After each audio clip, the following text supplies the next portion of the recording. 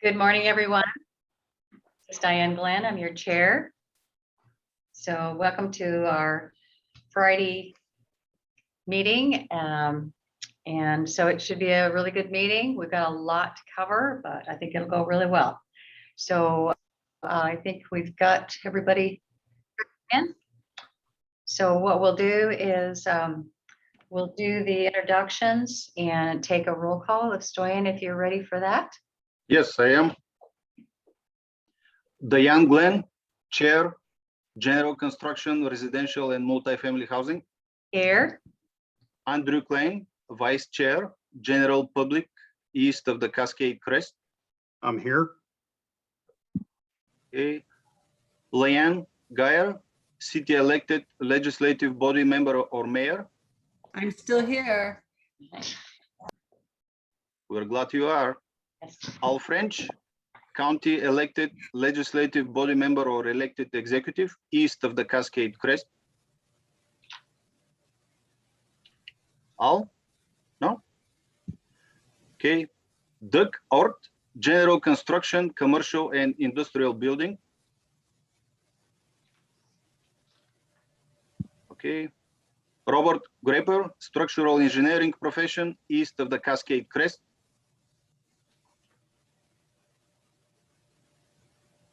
Okay. Tony Dawn, Local Government Fire Service Official, East of the Cascade Crest. Present. Phil Anderson, Architectural Design Profession. You're muted. I know, I'm present and looking for the mute button. Okay. Phil Lemley, City Elected Legislative Body Member or Mayor, East of the Cascade Crest. Good morning, everyone. Morning, Phil. Barry Long, representing Community with Disabilities. Corey Walker, Construction Building Trades. Present.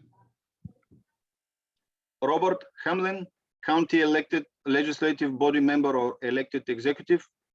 Here. Caroline Traub, Mechanical Engineering Profession. Here. Micah Chappell, Building Code Enforcement Official. Present. Todd Bayruter, Manufacturers, Installers, or Suppliers of Building Materials or Components, East of the Cascade Crest. Here. So we have a quorum, and I will continue with the ex officio members. Representative Mike Chapman. Representative Larry Huff. Senator Linda Wilson. Senator Joe Gwen. Rod Much, Labor and Industries. Is Rod here?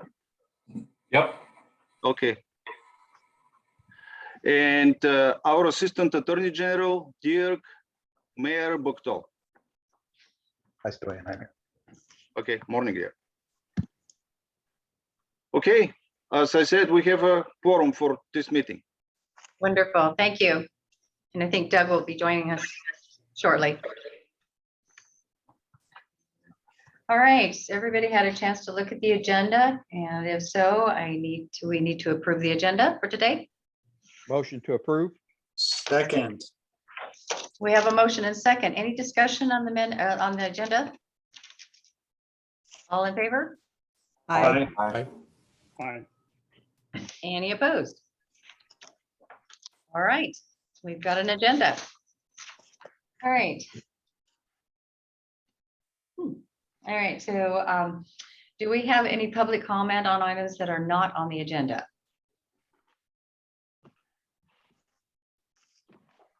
All right, hearing none. Oh, we need to. Stoyan, can we go back and see if there's anybody from the public that wants to be recognized? Yes. Good morning, everyone. Terry Beals here from Sound Transit. Just listening in. Good to see everybody. Good to see you, Lee. Good to see you, Terry. And Micah. So I'm Lee Kranz. I'm representing WABO Technical Code Development Committee, just here to respond to any questions regarding an interp request related to IRC Table 507.5. Thank you. Thanks, Lee. I am Clint Atterbury. I'm the building official for Columbia County. I'm here for my request for final approval on our residential amendments. Thank you. Good morning, Jed Sherman here with the IATMO Group. Hey, Jeb.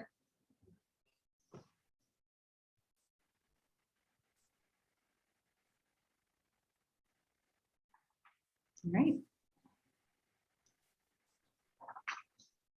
All right, so I'm going to go back one more time. Is there any public comment on items not on the agenda? Okay, great. So the next item on the agenda is to review and approve the minutes from the last meeting. And that was our February 19th meeting. Has everybody had a chance to review those?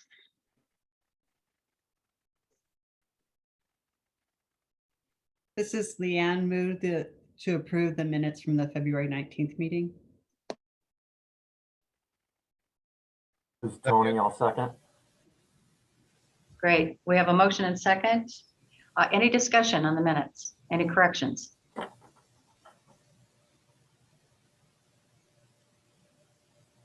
All right, all in favor? Aye. Any opposed? All right, the minutes will stand as written. All right. All right, so we're going to get into the committee reports, and we're going to go through these, and I'm going to call on the chairs of each committee to do a brief report, or lengthy if you want to. We did have meetings yesterday for MVE and BFP, so we went into quite detail on that. So, but I would like them to give an overview, and we'll pull up the documents on each one. Just give an overview of where you're at with that. So we'll start with legislative.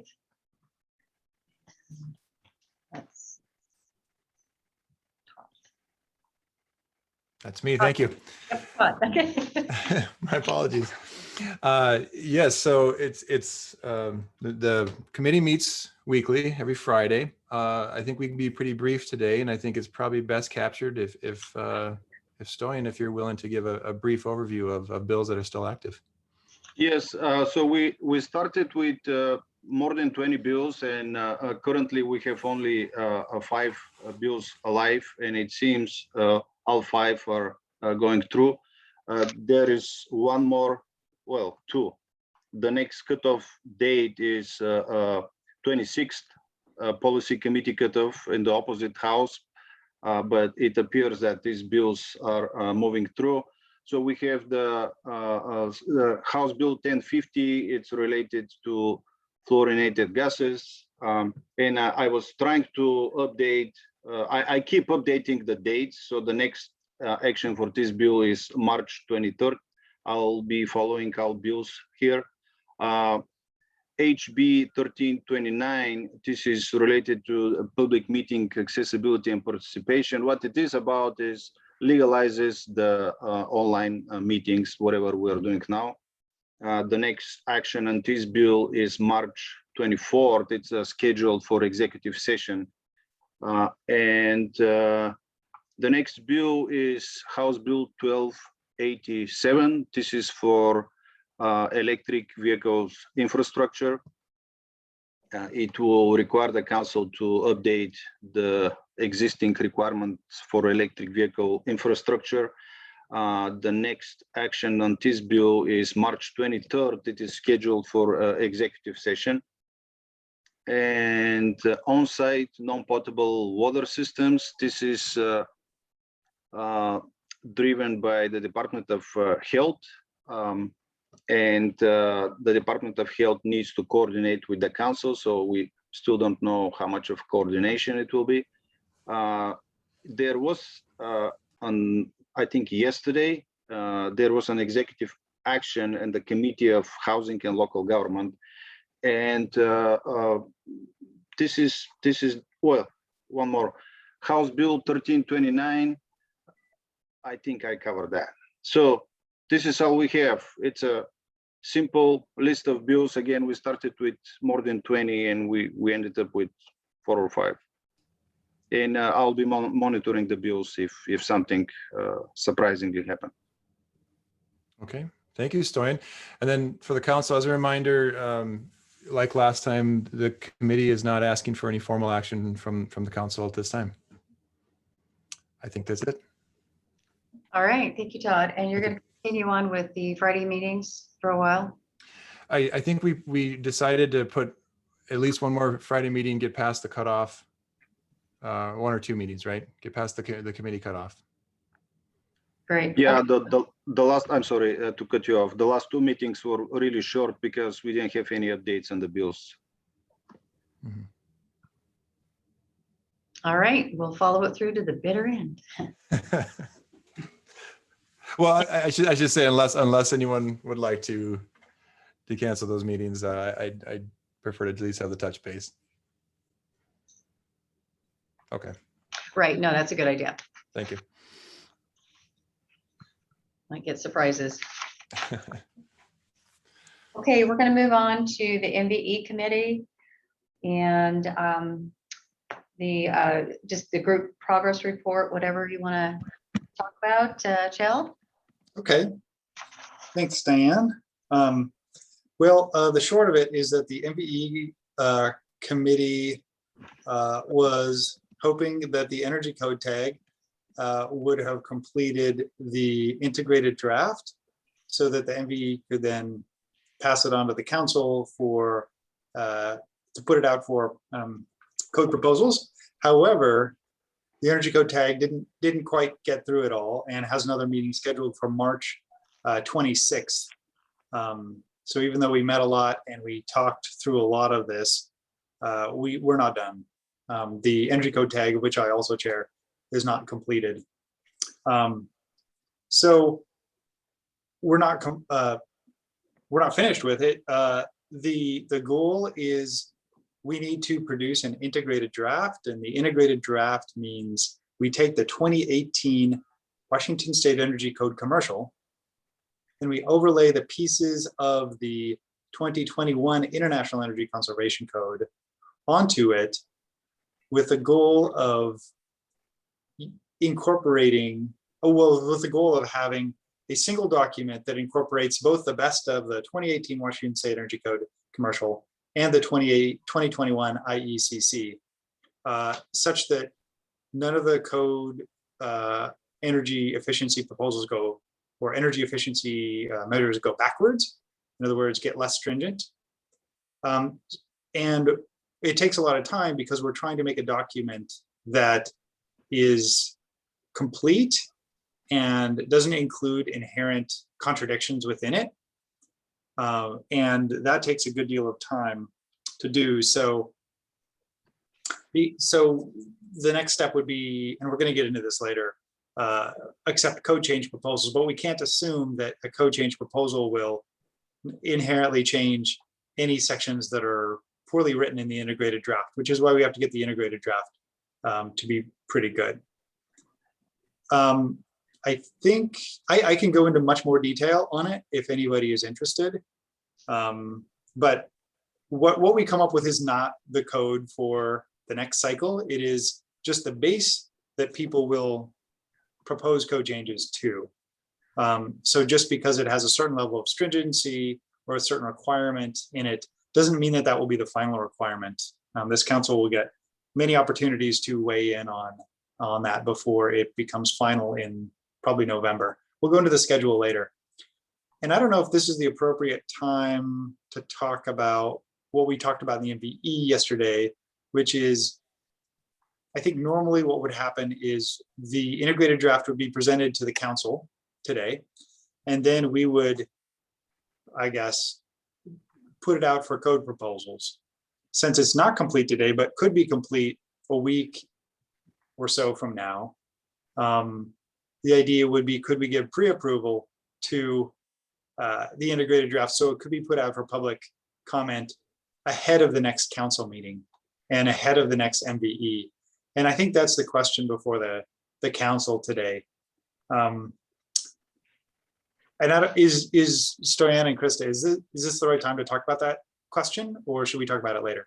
We have an item that will be talking about the time period for statewide modification proposals, so we can save it for later. Okay, then that is my attempted leash brief report. If anybody has any questions, I'm happy to answer them.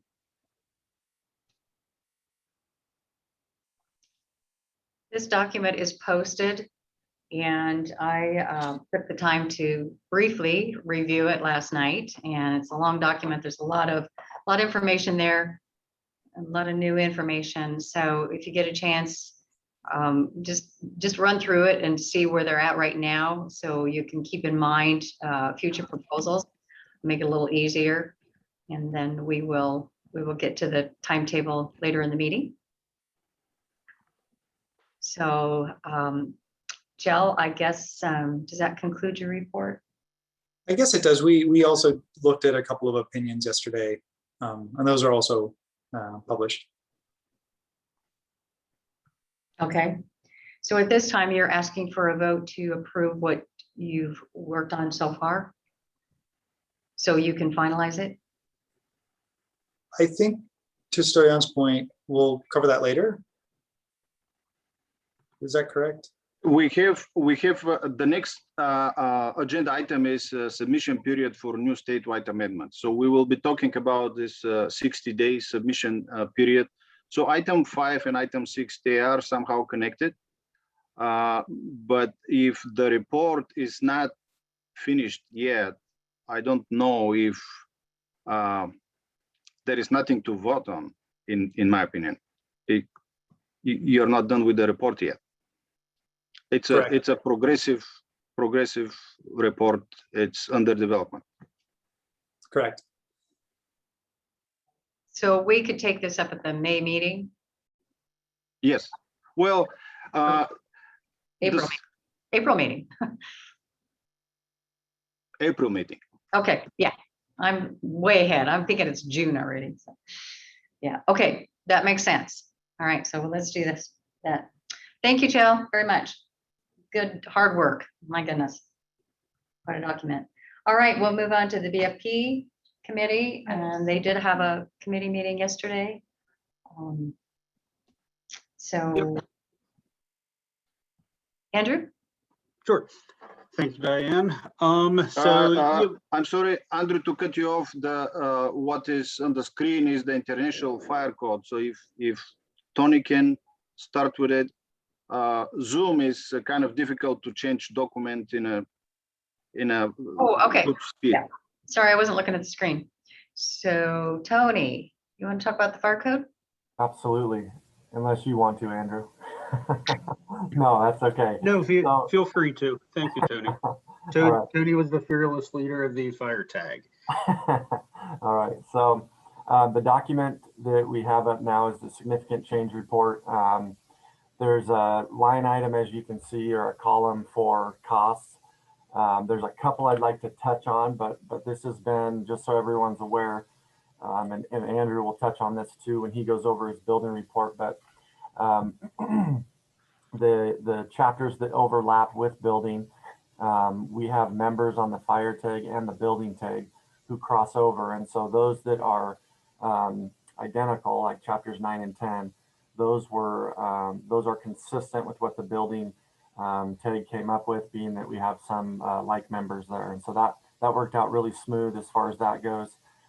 As we go through this sheet, there's just a couple again that specifically I'll touch on. If everyone's had a chance to review it and anyone has questions, feel free to ask. If we go to 501.3.1, which I think is just a little further down, up now. There we go. This is for site safety plans. In the explanation here, this is taken directly from the committee that put this forward as far as the explanation as to what it is and where that cost might be added. It says that the section is added to require a site safety plan and place responsibility on the owner. The code change proposal will increase the cost of construction it is likely that this code change will have a minimal but increased cost impact. Many construction sites already comply with these provisions. For those that don't, the cost of added security and development of a site safety plan will be additional costs. So that was one of the things that came up as significant. And then the other one we talked about yesterday at the BFP meeting that I'll just keep the council informed on is 110354. 110354 is a fire sprinkler requirement to existing high-rise buildings that will have a significant cost impact in Seattle and somewhat in Spokane. There is some language in there that is being discussed as far as we believe that the model language was not written appropriately. There's something in number 3 that should be standalone text. And so that needs to be discussed and talked about.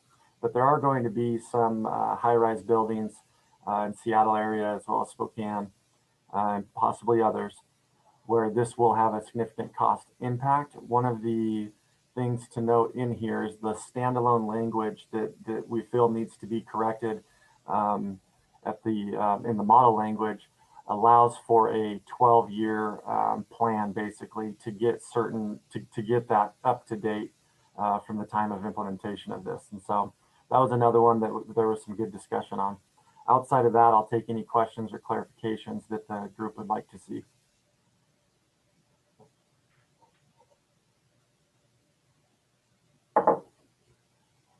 With that, Chair, would you like us to go to the amendments for at the state level?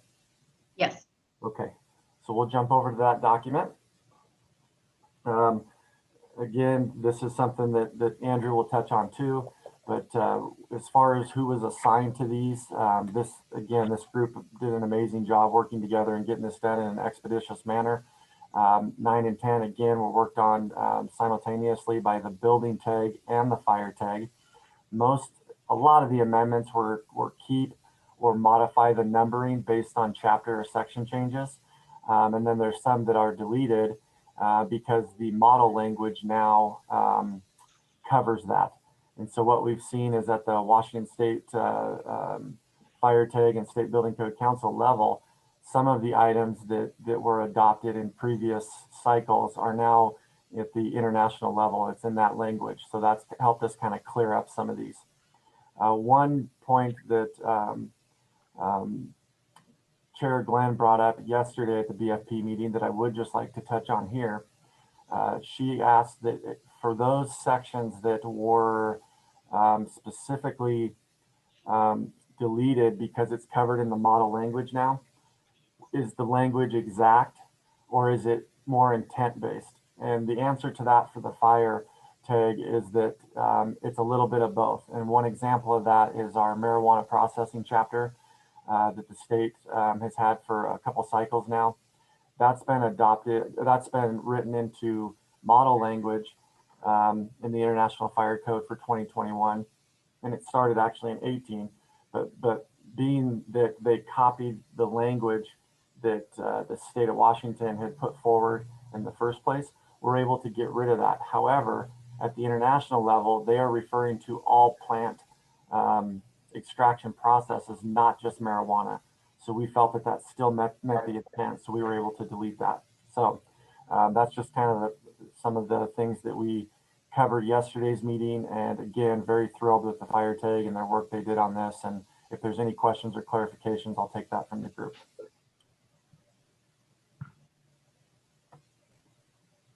And this is also open to questions from the public.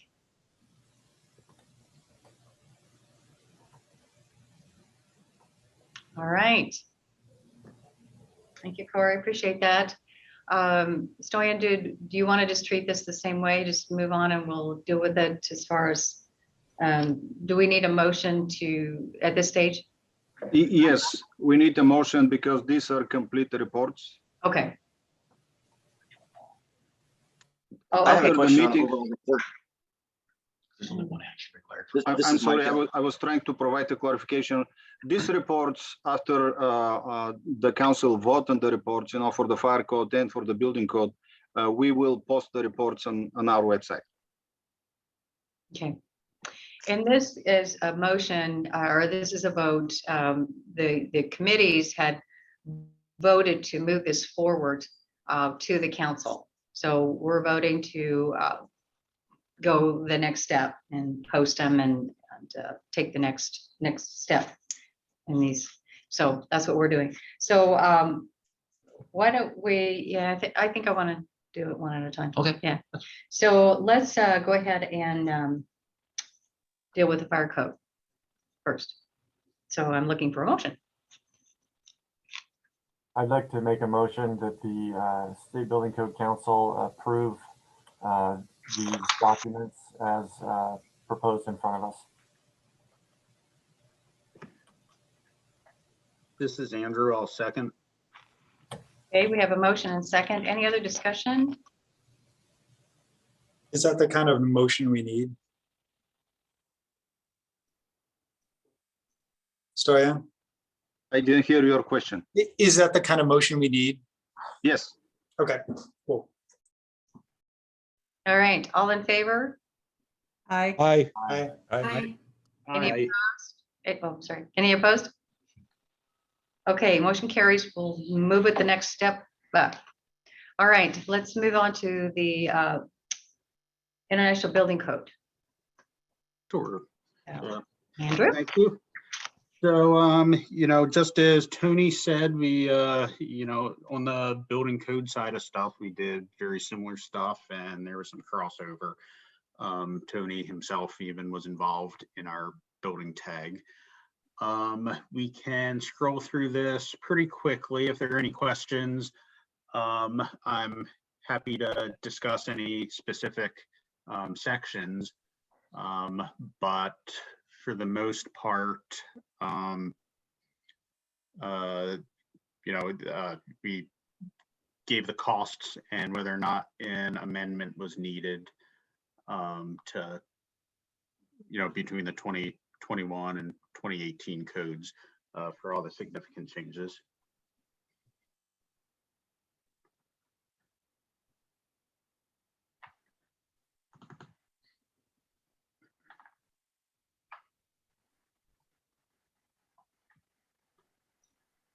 So this started out in the building tag, and then we reviewed yesterday in the BFP standing committee as well. We made only a few changes to each of the documents yesterday. So things that came out of the tag were pretty comprehensive, and they all did a pretty good job.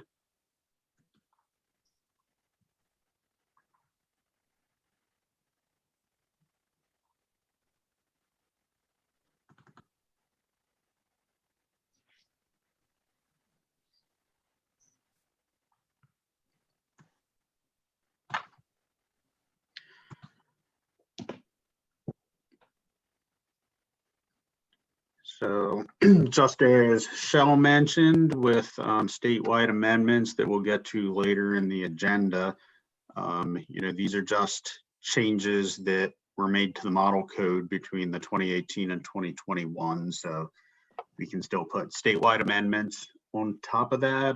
Some amendments were discussed that WABO or the State Fire Marshals Association may want to put in, you know, and other groups and individuals are welcome to do that as well. So if there are no additional questions on this, we can go on to the amendments. And what we did here, we took a look at the existing amendments in the IBC.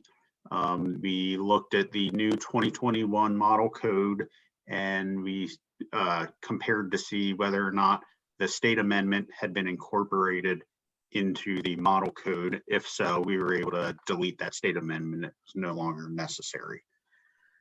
You know, we didn't just go verbatim.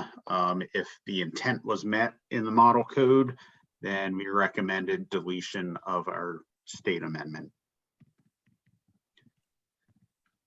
So once again, if anyone has any discussion or questions on any particular amendments, we can dive deeper into those. But you know, we went through them in much detail in the tags, and then a decent amount of detail yesterday too on the BFP committee. And we were all in agreement with recommendations. Krista, do you mind, or Shannon, I'm sorry, Shannon, do you mind just slowly pulling down in case anyone who's viewing this virtually, sees something and wants to bring it up?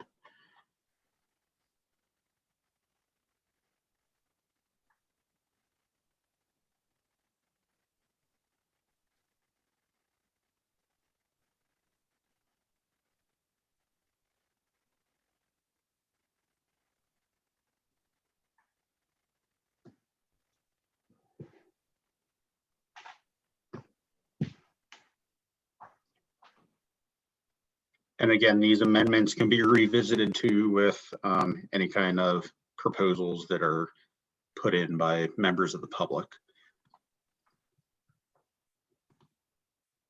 But otherwise, if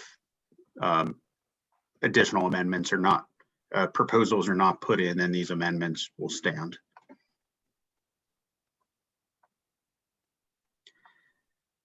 And that's all I've got. So Shannon, yeah, as soon as you get to the bottom there, feel free to speak up, anyone from the public or on the council. And if no one has any additional questions, I'll hand things back to you, Diane, and we can make a motion. Okay, any questions from public, council members? All right, good job on this. So I will entertain a motion to move it forward.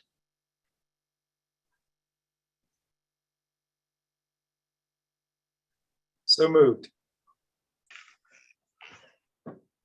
Philip Limley, second. Motion and second. Any further discussion? All in favor? Aye. Aye. Aye. Any opposed? All right. That work is approved. Thank you very much. These tags have done phenomenal work so far. So it's a lot of meetings, a lot of hard work. All right, the final one is the tsunami, and we're going to get an update. Todd, you're going to do that, right?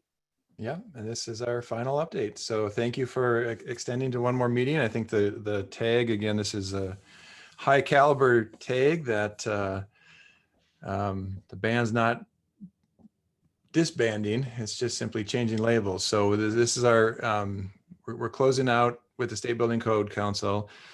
The team will now likely move under DNR so that they can propose, and they would like to propose amendments to the 2021 process. DNR is continuing to work on certain maps, and that's kind of the basis of the main driver here, that the modeling with DNR has a higher resolution and some different considerations, specifically with Puget Sound and so forth, than the ASE map. So I think it was a very positive experience. I think everyone on the committee appreciates the State Building Code Council's input and support on this.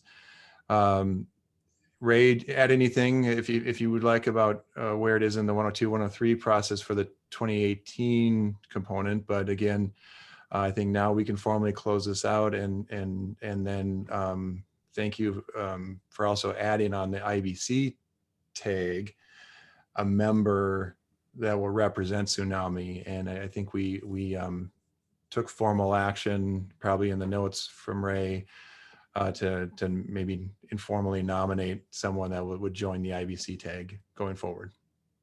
Ray, anything else? That's correct. We have filed the CR. We filed the CR 103E for the emergency rule, make it in effect. The 102 has been filed, and now we're going through our waiting process with the hearings to file the 103E to make it a permanent rule. And yes, Cale Ash has stepped up and would like to be on the building code tag to represent the Tsunami group. And for everyone, Cale Ash is in my opinion, a very talented structural engineer in Seattle. So he's going to be a great addition to IBC beyond the Tsunami if we can get him to gauge in the other parts. And then finally, these changes were amendments were made to chapter 16, so they fall into group 2 for next year. So they now recognize they have time until the end of the year to finish their maps and additional code language. So timing really works out well. So thank you. Great. All right. Thanks, Todd. And I do want to thank that committee. It was it wasn't a standing committee. It was just set up for the purpose of dealing with this one issue, and then of course disbanding after that. And they've done their work and did a phenomenal job. A lot of work. So we do appreciate that.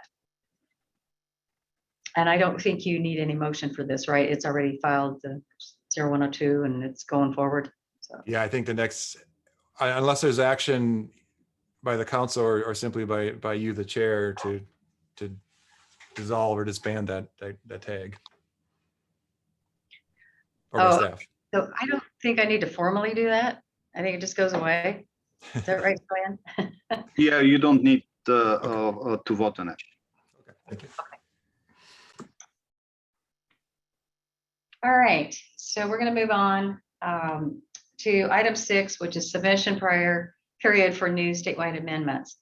And we're going to go through this. I'm going to have Stoyan go through this schedule.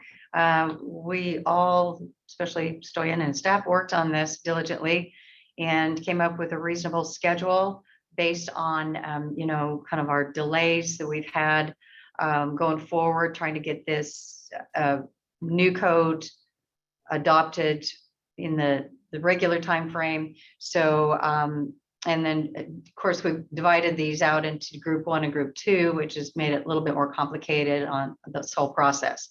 So Stoyan, if you want to take it away and go through this schedule, and then we can have a discussion on anything. I will start with a little bit of explanation. Last June, the council approved proposed 2021 code review and adoption schedule. It was during the meeting in May, and we couldn't keep up with this schedule because we got the building codes, the model codes too late. The fire code and the building code we received in January, and Krista got the energy code in February. So we are about 2 months behind with the fire code and the building code, and more than 2 months for the energy code. So because we couldn't meet the previous schedule, we had to make a new schedule, and the council needs to vote on it. So the agenda item is titled submission period for proposed state amendments, but the submission period is part of this schedule that we are proposing for discussion, review and discussion. And the idea for having group 1 and group 2 on the same schedule was to allow the council members and the public and the stakeholders to see that there will be a few months of overlap. I reviewed all agendas in the past, and I think the schedule you see right now on the screen is kind of close with the schedule that the council was working on during the previous code adoption cycle. So I don't have the luxury to know what was happening in 2018 code adoptions, but based on the minutes I reviewed and the agenda items from the last couple of years, the meeting for the last couple of years, this is what we ended up with. All right, Stoyan, do you want to just briefly go through these dates?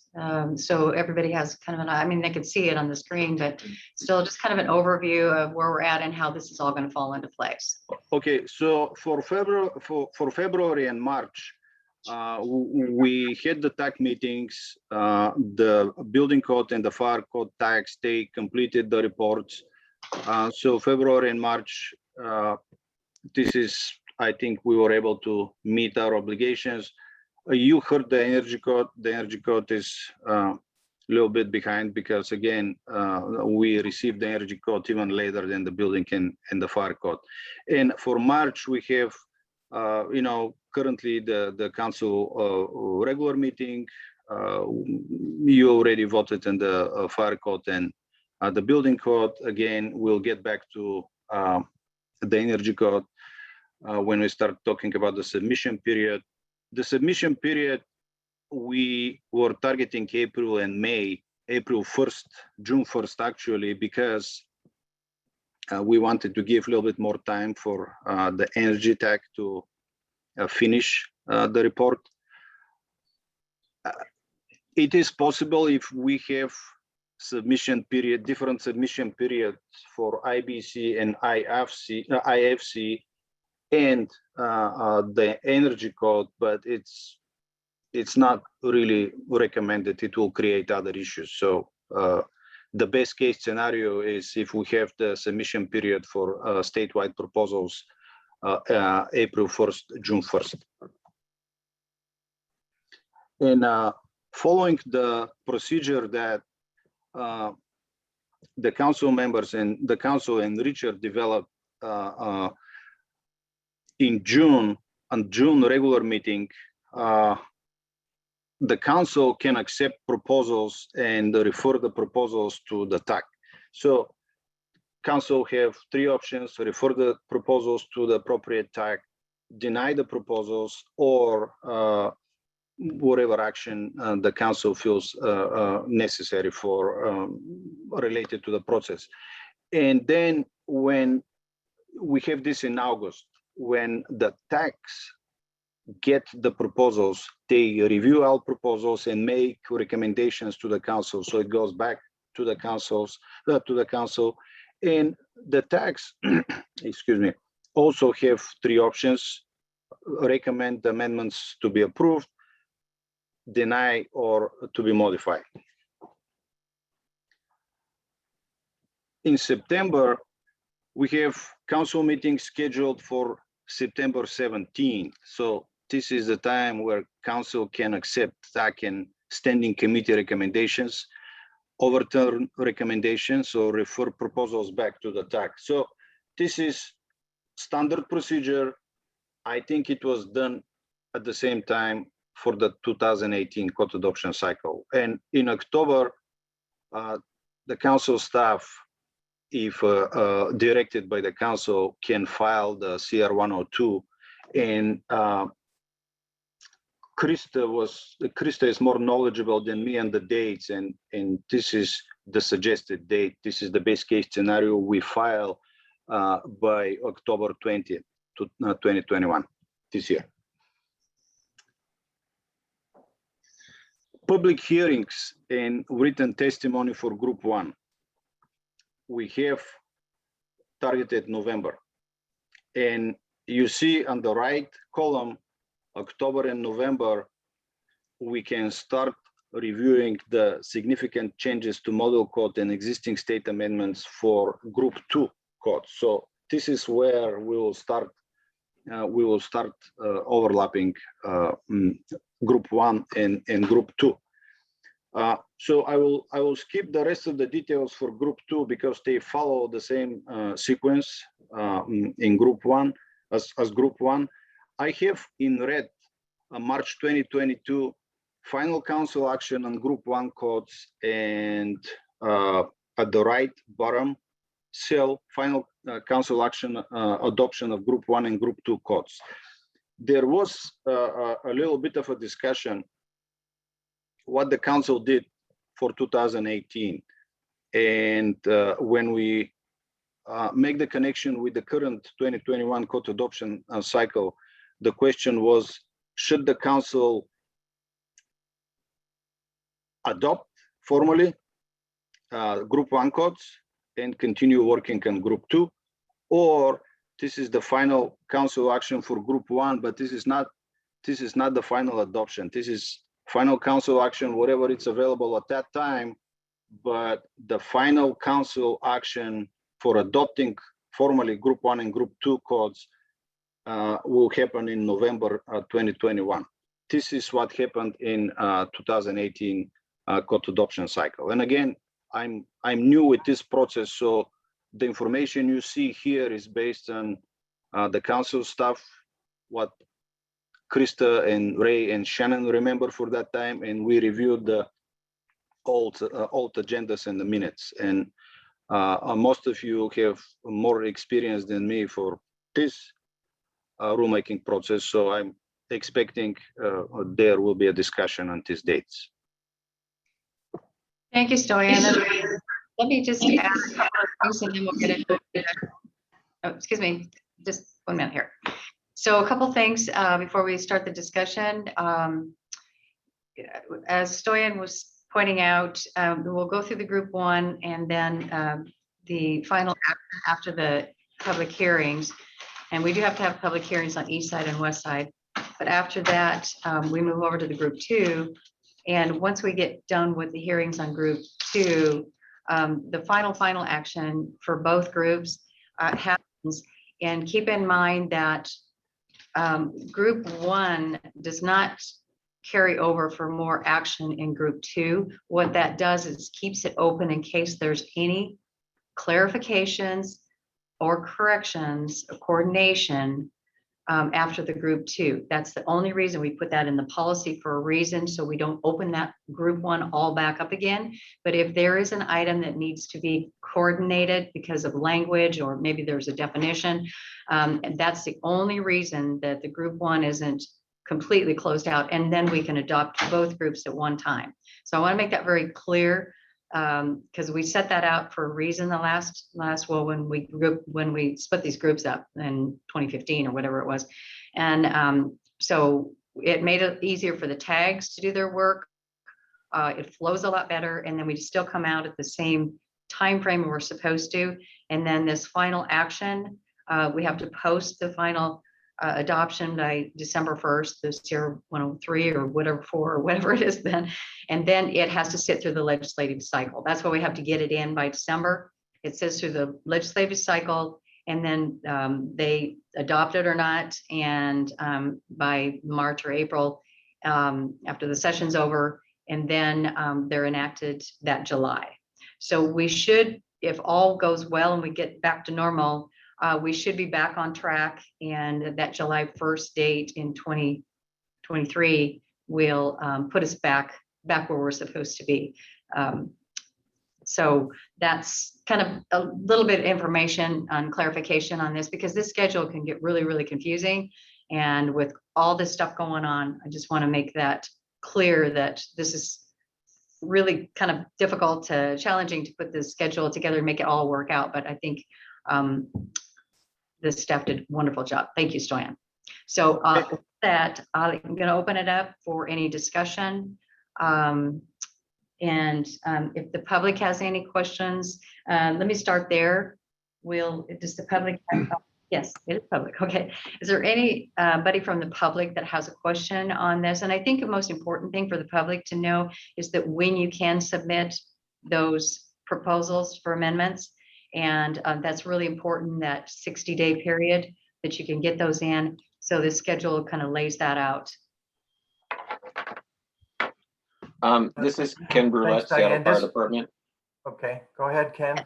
Go ahead. Thanks, Terry. Hey, so as we hopefully can agree, most of the legwork is done on these proposals at the tag level, and that means there's much more time that's allotted.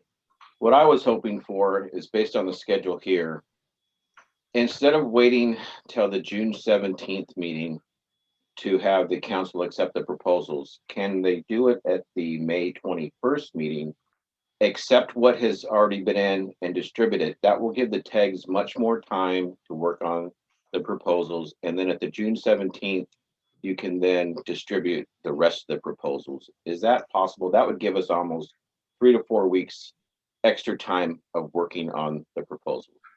And you get a gold star today. So I was thinking the same thing, and there isn't any reason that we can't take the proposals that have already been submitted up to that date, that meeting date, and distribute those. Most of them are going to be clear cut. We're going to know which committee or which tag it goes to, right? There's only a few that maybe have a question, or maybe have to go to both tags. So I think that's a great idea. I don't see any reason, and as chair, maybe I can make that decision. We can bring up what's to date, and then we can follow up at the June meeting, any ones that have come in after that. Is that right, Stoyan? Am I speaking? We never discussed that with staff. What we were discussing was if when we start receiving the proposals, if we can start with the tag first and they can go over the proposals and then the proposals will go to the council. But we weren't sure if the council will prefer that. And what I heard as an idea, I don't see any a violation of the WAC in this case. And I will refer to Krista. She knows everything. If she can correct me if I'm wrong. Krista? Right. Since we don't usually receive the code change proposals until the last day or two before the deadline,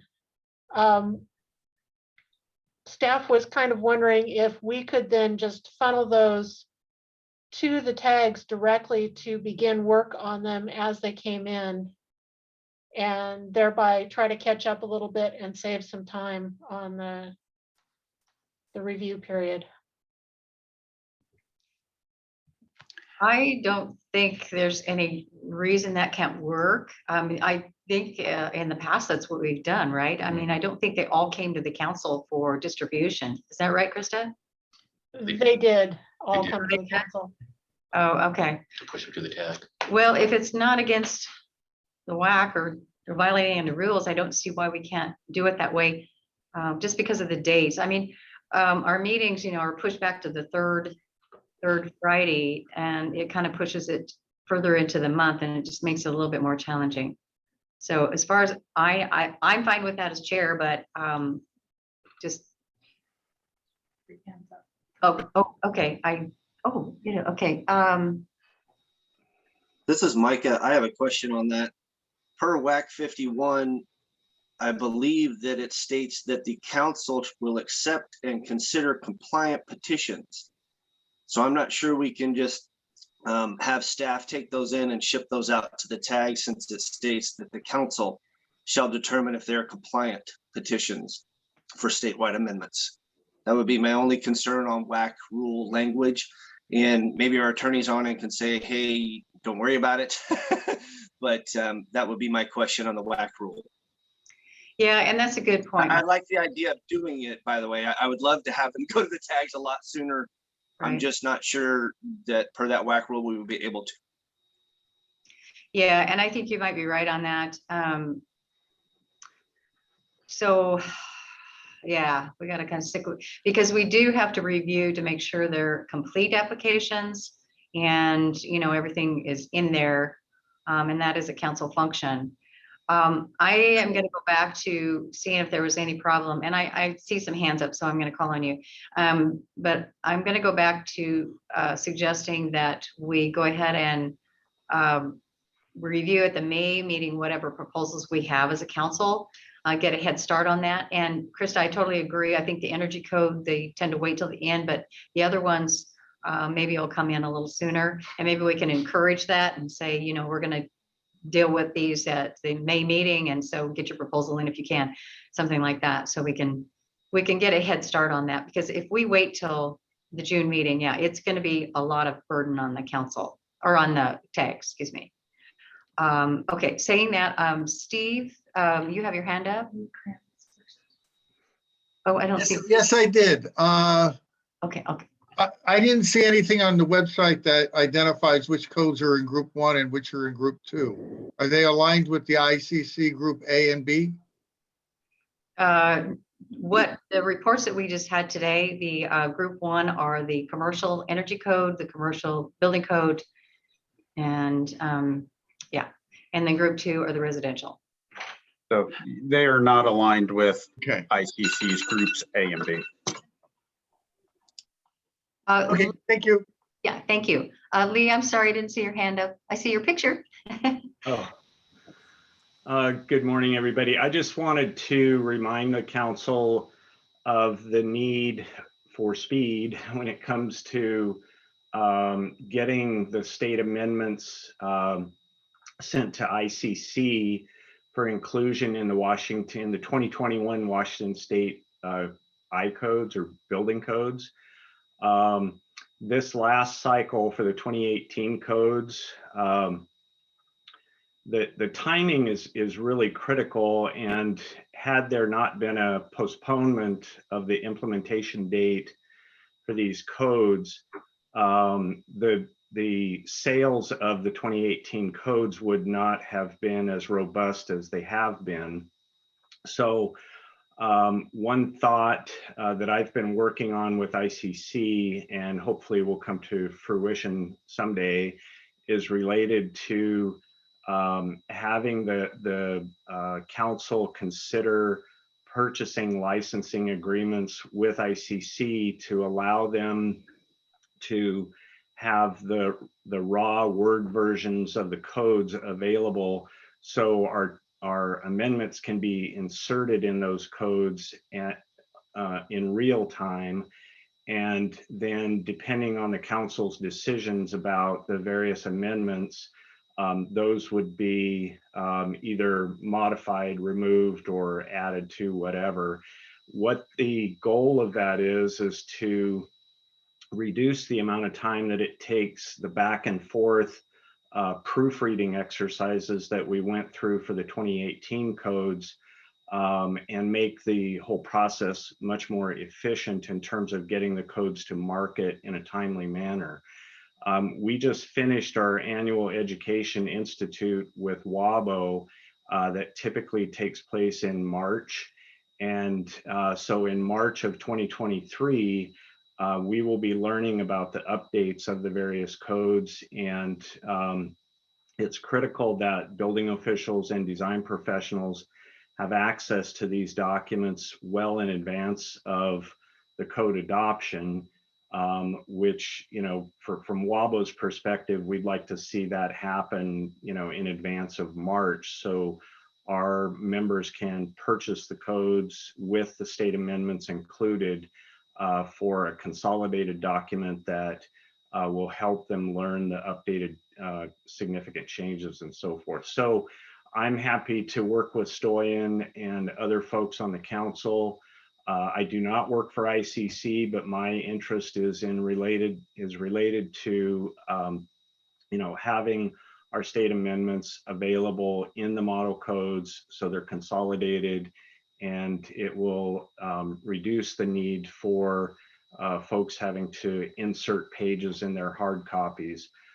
From my discussions with ICC, we are definitely heading in the direction of digital code documents. There's always going to be a need for paper documents, but the ratio is headed towards digital. So with that, I just wanted to relay the experiences that I had working on the 2018 codes.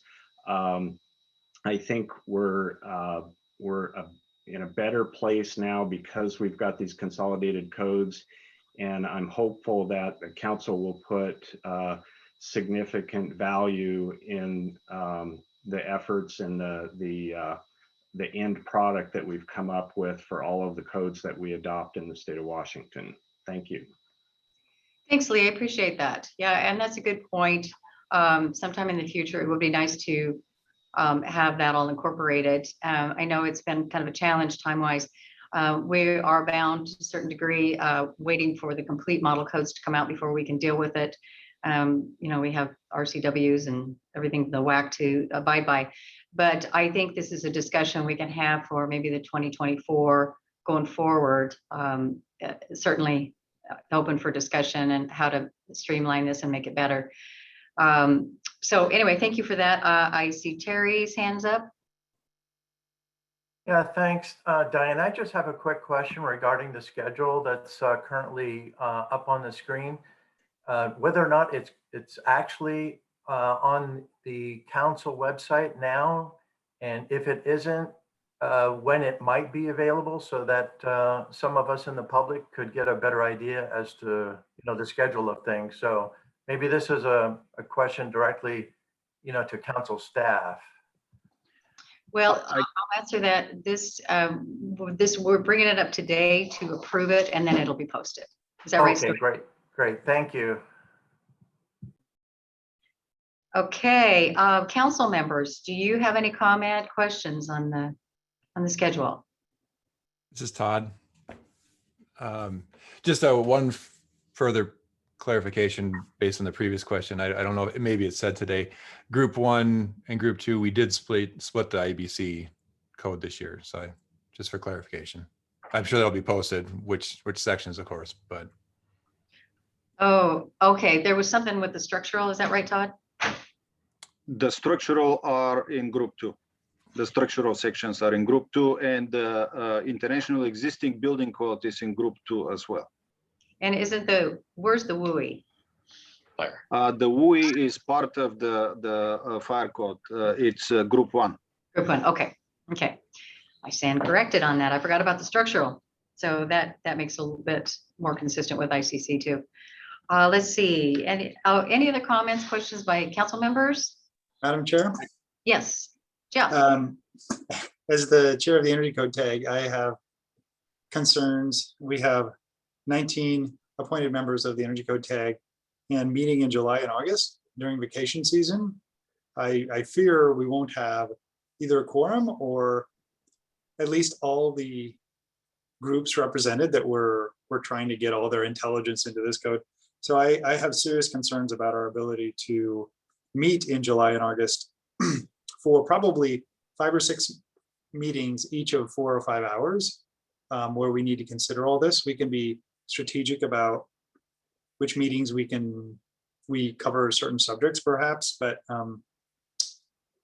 anything we can do to move this schedule forward before vacation season starts in July would be greatly appreciated. And to that end,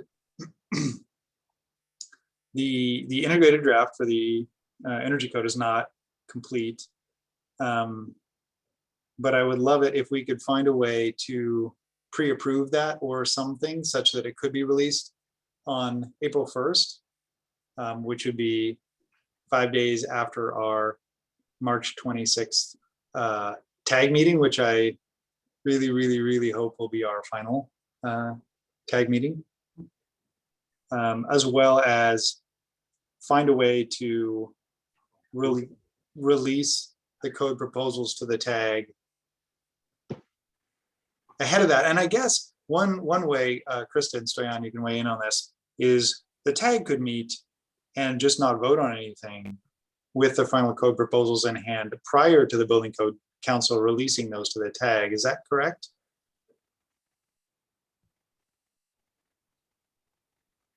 I didn't hear the first part of your statement. I'm sorry. Okay.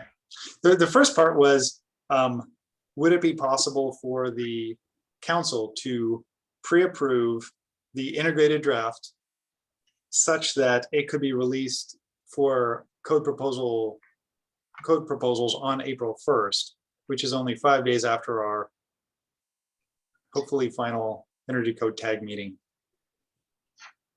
It's the first question. Well, based on the documents, it's never been done before. And the WAC specifically states that the reports need to be approved. But I would refer the question to Dirk if he had the time to review that. Stoyan, thanks. Thanks for the question. I think I need to understand the proposal a little bit better. Is this an action item for purposes of this meeting, or is this something we could take up afterwards? It would need to happen today in order to be effective.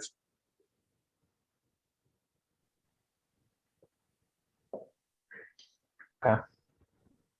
So Jill, are you asking the maybe the submission period to be moved up? Would that help? Well, right now, the submission period for all the codes would be April 1st, except for the energy code, because we're not yet done and therefore we can't review the final draft today. So that means it probably couldn't be open for public code change proposals until after our next council meeting in mid-April. I have serious concerns that the tag will be challenged to find a quorum and have all the voices represented that we're tasked with having represented in July and August. And so anything we could do to move that up would be appreciated. And if we couldn't get it out for code change proposals until mid-April or late April, and it was open for 60 days, then we wouldn't have the proposals back until mid-June, which means the tag couldn't adequately consider them until mid-June, or if we didn't have enough time for that, it might even be July. So, and with vacations, I just think it's going to be challenging. Chell, this is Micah. I think I have a helpful solution, possibly as a comment that I was going to make as well, about the blanket openness of group 1 into group 2. I think that violates the WAC rules because it states that the council should direct certain amendments to remain open from group 1 into group 2, not just a blanket. So I think is what we could do is the council could direct the amendments to the energy code coming up where you need a little more time. We could direct that remain open, the review of those remain open for longer. So that way your tag group would have a little more time to complete that. And that would be my interpretation of it. Of course, that would come down to our attorney's interpretation as well. But that is in WAC 51 0420. And I want to say it is E. Yeah. Anyway, I think that would be a way we could actually vote to keep those amendments open for further review. That is stated in the WAC as an action item that could be taken by the council. So maybe that would help. I don't know, just another idea to help it on the back end instead of trying to crunch in things on the front end. So you're suggesting to keep the group, this is just the energy code, keep the group 1 open into group 2. So you're kind of dealing with everything at once, group 1 and group 2. You still have an opportunity at that time. Is that what you're maybe not really? I mean, it was just kind of open for a little bit of time into group 2 until they're able to wrap it up, because we can do that for certain amendments per the WAC rules. We can't do it for a blanket across the board for everything, but we can do it for certain amendments. It wouldn't be this meeting. It would be something we would need to have a little more direction on, and then possibly identify some amendments that are outstanding that need continued review on. And maybe that's part of what the chair can do as the tag chair is, hey, we haven't gotten 30 through 38 amendments done. We got the other 30 done. I don't know. But I believe we can do that as a council action to where we direct those to remain open. And that's something we would do at a later meeting, not today. If you don't mind me jumping in to just clarify the language in the WAC so that we're all working on the same page. You're referring to, we're all the relevant WAC is WAC 5104020. If you see me looking down, it's because I'm reading right now, and it is subsection 3E. Thank you. Which requires, we all know that group 1 has to be, review of it has to be wrapped up before group 2 is commenced. That's established in the WAC, and that's what the proposed schedule provides for. Right. But as Mike has pointed out, subsection 3E does provide that upon completion of the council's review of group 1 amendments, not including group 1 amendments, the council directs to be kept open for consideration during the group 2 period. The council will commence review for group 2 amendments during the following the timeline. So in other words, as Micah suggested, some discrete code provisions that aren't wrapped up by the deadline for reviewing group 1 can, at the direction of the council, there'd have to be a vote, be kept open. And modifications made to accordingly to the timeline. Thank you. So Derek, would that mean that at the time, we would have to specifically say, okay, these proposals we're going to carry over and name them specifically at that time? I believe that that's the approach that the WAC contemplates, and that would be my recommendation. As Mike has pointed out, it's not a blanket allowance where we could just push back the group 1 while group 2 commences. There would need to be, I believe, an articulated specific reference to which provisions of the codes, the amendments in group 1 will be continued forward. I mean, as the TAG chair, I think we would need to consider all amendments together because they have a kind of interrelated effect on the code. I think that would be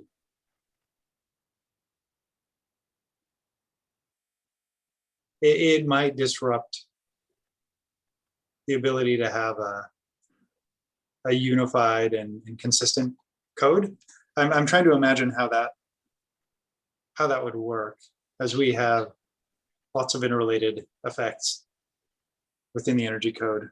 And we're probably going to get over 100 proposals. It's just, it's going to attract a lot of attention and a lot of proposals. So I guess my preference would be to get started earlier. But I don't know, that might not be possible. So Chell, I think that's reasonable. Let me see if I know what you're asking. If we actually approve the amendments or proposals that have come in at our, what did we decide, at our April meeting, and then our May meeting, I guess. Is that what we're talking about? Yeah, our May meeting. And to get a head start, and then whatever's there, and then pass it along to your tag. That would be the best thing, because the council does have to look at those, right? But if we did that, even though your original report isn't completed, could you still work with those? Would that work? Let's see, I think, so that's, that wasn't the question I was asking. And you're talking about the actual code proposals being referred earlier. Yeah. I think the tag can meet and review the code proposals without taking action on them before they are officially referred to the tag. I think we may have even done that before. We don't have to, I've had conversations with staff about this, and we can meet anytime and consider, things within our purview, and we could pre-consider things and have the conversation, the questions and the conversation had before we officially get referred the code proposals. That's something I'm comfortable with and could do ahead of the June 17th meeting. What I'm hoping is to get the integrated draft out for public review earlier, so that, because as was said earlier, the code change proposals will all come in on the last day, many of them within the last hour. So getting that clock started earlier will mean both the council and the tag could start looking at things earlier. That's what I would really like to happen, if we can find a way for it to happen within the purview that we have. I want to go back to Chell's first question. I think I found the answer, but I will use Derek's expertise here. I'm on item 3B and 3C. So 3B is highlighted. It's requires the council to post the timeline and whatever. And the next one, C, the timeline shall include deadlines for committee transmittal, separate report, and whatever it needs to be written in the report. I don't see anything that will require the council and approve the report start the open period for receiving the statewide amendments.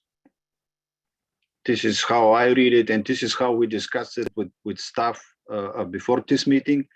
And this is why we targeted April 1st, expecting that the energy tag can complete the report and it can be posted.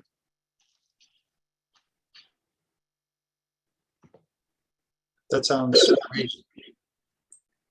So Chell, I'm not sure, that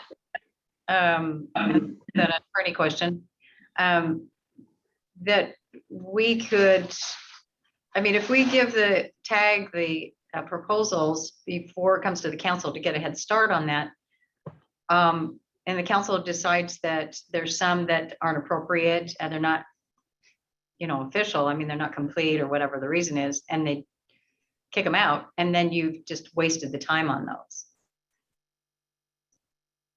I think that's a risk we would be happily take on, because meeting in June before school is out and before vacation season is probably a lot more palatable to tag members than it is meeting in August.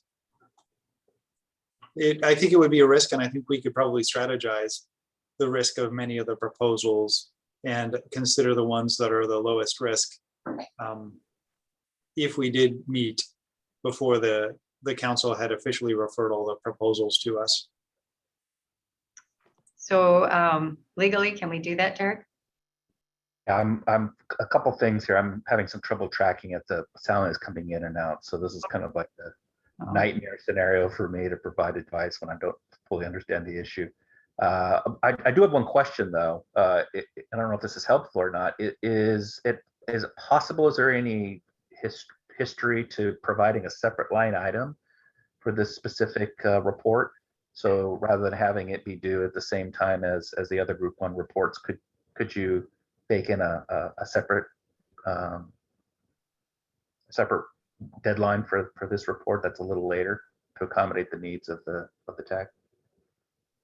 I guess there's hopefully you can hear me. There's kind of two separate, slightly interrelated issues that we're considering. The first is, can the integrated draft energy code be put out for code change proposals on April 1st without the council having seen the integrated draft and voted on it? That's the first question. Well, I mean, let me interrupt right there. I think a report could be put out. It wouldn't be an approved report. So there would be potentially some confusion. You know, I don't know if that would make business sense to do that ultimately if there are changes that are made to the report. At this point, we wouldn't want to put out the report for code change proposals. We need to wait until it's ready, or else it would be extremely confusing. Yeah.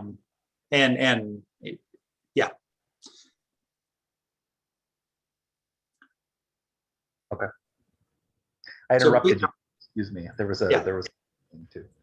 So based on what Stoyan said or was reading here, I feel like that's possible, and I'm gonna run with that until someone tells me I can't. For the second one, can the energy code tag consider proposals before the building code council has officially referred them to the tag? My understanding is we can also do that, and that would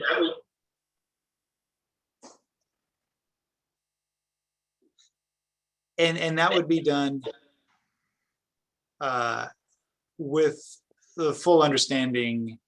If it were done, it would be done with the full understanding that there's no motions that can be made on these things, and it's simply to suss out the questions and the concerns that the tag would have with these code proposals if they are sent to us by the building code council.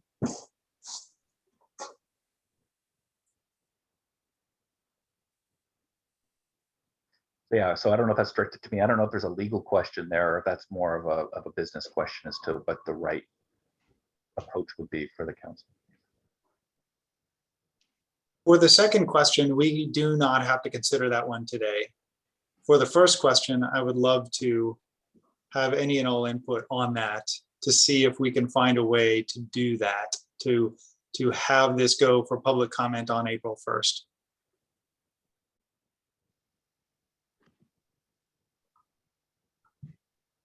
Okay, so I want to see if I'm tracking here. The public comment would be on a report that has not been approved by the council under that approach. Correct.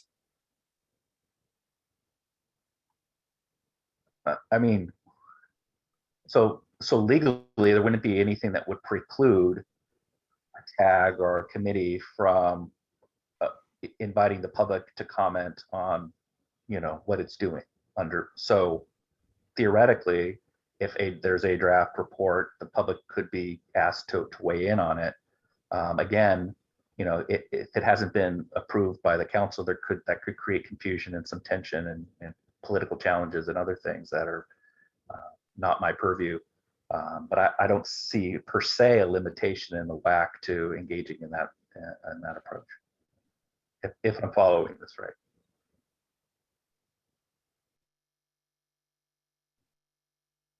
Yeah, I'm not sure what would prohibit us from doing this. If anything. So Chell, can you clarify what specifically you're asking as far as the dates, and then we can talk about that, or because we have to approve this timeline, and we can approve your suggestions in that or not. So maybe just state that really clearly so we all get an idea of what you're asking for. Yep. Do you want me to make a motion or just state what I'm hoping for? Why don't you go ahead for try a motion? Okay, I will make a motion that the integrated draft as approved by the Energy Code tag on March 26th be put out for public comment, consistent with the rest of the other group 1 codes on April 1st.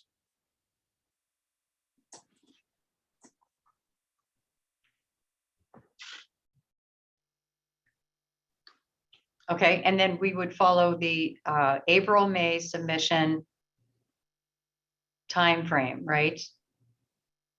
Correct. Okay, so when you're saying, okay, the draft, okay, I get it. So, all right. So if everybody, does anybody have any questions on that?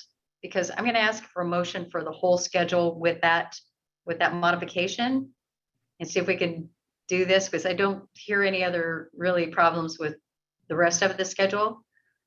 So is there any questions for Chell on what he's asking, or any clarifications on that?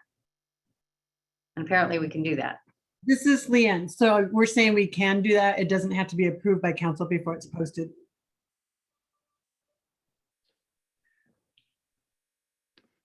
If I can clarify it, I shared a personal opinion. I don't see it in the WAC as a requirement. And I think Derek, his concern was that it really doesn't need to be approved by WAC, doesn't require the approval, but it may be misleading for the public that will be submitting and the stakeholders that will be submitting state amendments. This is how I understood it. That was better put than I did. Thank you, Stoyan. I guess that's my thought as well, is that that's not the process we always follow. And for this already to be confusing and challenging with this new way that we're doing it, it just seems like it's going to create a bigger challenge for the general public. And Diane, we can send, we have the ability at Gov Delivery now to send out mass notifications. So if we make a change, we put on Gov Delivery and goes out to all stakeholders, council members. Okay. We have that option now. Okay. So I'll repeat what Ray said, that they have the ability for, what is it, Gov Delivery, to put mass notices out so we can really keep everybody informed of what we're doing and, state that it is a draft and so they can deal with that. Leanne, I understand your concern and I have the same thought. However, I'm going to look at the flip side of this, what Chell was saying about the challenges. The energy code tag is just really difficult in itself, and to get participation is sometimes a real challenge. So I hear what he's saying, the worst time of the year trying to get everybody together. I do think we kind of have to look at that and consider that. So maybe this would be a good compromise. I don't know. That's just my thought.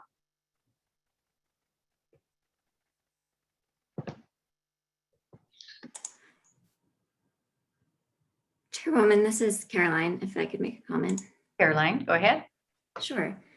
Yeah, I guess the risk we run in this approach is that after the tag approves the state or the changes that have been made within the integrated draft, is that when it gets presented to the MVE committee and the council next month, that there are changes. And I guess I would just make the observation that today we approved the IVC and IFC with no changes, as the tags tend to do really excellent work. So that would be the one item just wanted to highlight there, that if there was a change to the integrated draft at that time, how we would repost, I guess, a new version that would integrate that feedback and how the public would be aware that those 2 or 3 changes or 0 changes were happening. Council Chair, this is Todd. Todd, go ahead. Since our MVE committee is so small, can we just have a special meeting before April 1st and at least have that, check that touch point in there? You bet you can. And if the MVE I'm assuming if the MVE committee then approved it, then it'd be more official. Closer. And wouldn't need to be considered by the full council.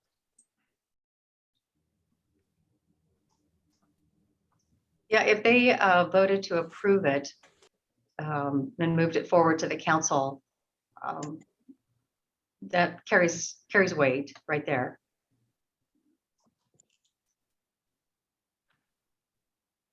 So this is Micah. I'm not sure if Joe had a second to his motion, but I will give a second to his motion.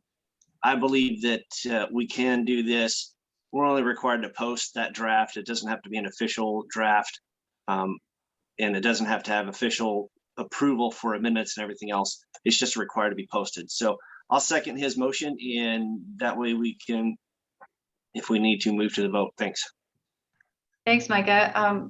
So Chell, did you make a formal motion, or were you gonna, I was asking for questions on your specific thing, but let's backtrack. If you would make a motion with your suggestion, and can we just approve the whole thing at once? I will accept a friendly amendment to the motion if someone is making a friendly amendment to, I guess I could revise the motion to include all of the other Group 1 codes. Is that what you're hoping for? Yeah, this whole timeline. Okay, I will amend my motion to also include moving forward into this code proposal timeframe, all of the other Group 1 codes. And that's including your suggested modification. Yep. Yes, including my suggested modification made 15 minutes ago in this. Okay. In this motion. So Micah, how do you feel about that? I'm good with that. Yep. Sorry, I couldn't unmute quick enough. Great. Okay. Yeah, I just want to clarify everything. So, okay. And Madam Chair, I wasn't clear if Todd's suggestion of having an additional MVE committee is essential or desired. And I would like to discuss whether that, have other council members weigh in on whether they think that is desired or essential. Okay, that doesn't have to be part of the timeline. We can just do that outside of this. Yeah. So any other discussion on this motion? Okay, Why don't we take a roll call vote, Stoyan, just to be official? Yes, just give me a second. Okay. This is Todd. Can you briefly restate, Chell, your motion? Yes. Thank Yes. Okay, so the motion is to move the group 1 codes forward into the code proposal process per this schedule, which I think was April 1st was the suggested date for opening that, and then 60 days later it would close. With the additional, with the energy code commercial being moved forward, not based on the integrated draft that was published as part of this meeting, but based on the integrated draft that comes out of the March 26th energy code tag.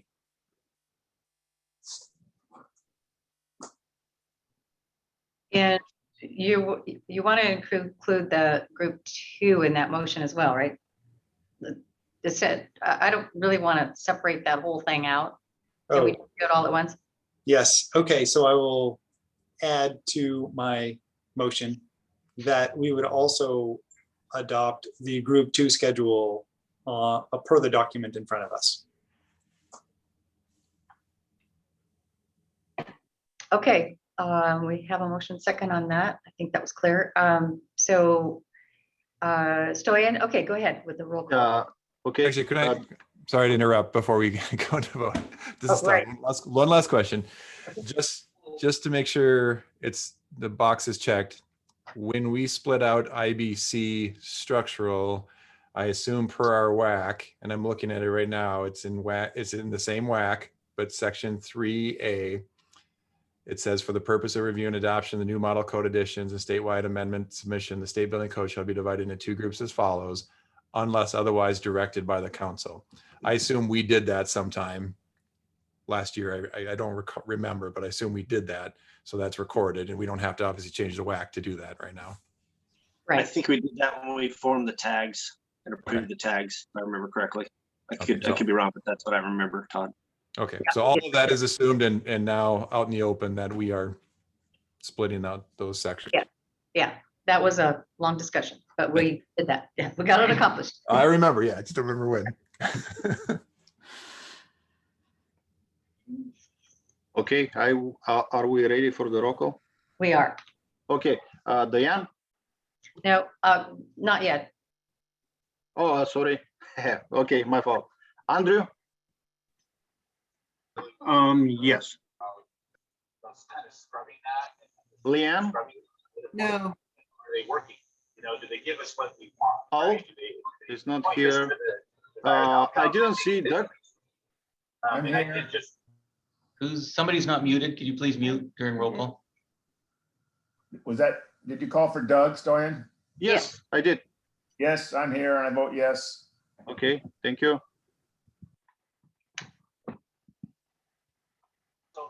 Robert Grapper. Okay, he's still not there. Tony Don? Yes. Yes. Jill? Yes. Phil? Yes. Corey? No. Okay. Rob Hamlin? Yes. Caroline? Yes. Micah? Yes. Todd? Yes. Okay, so we have 2 no's.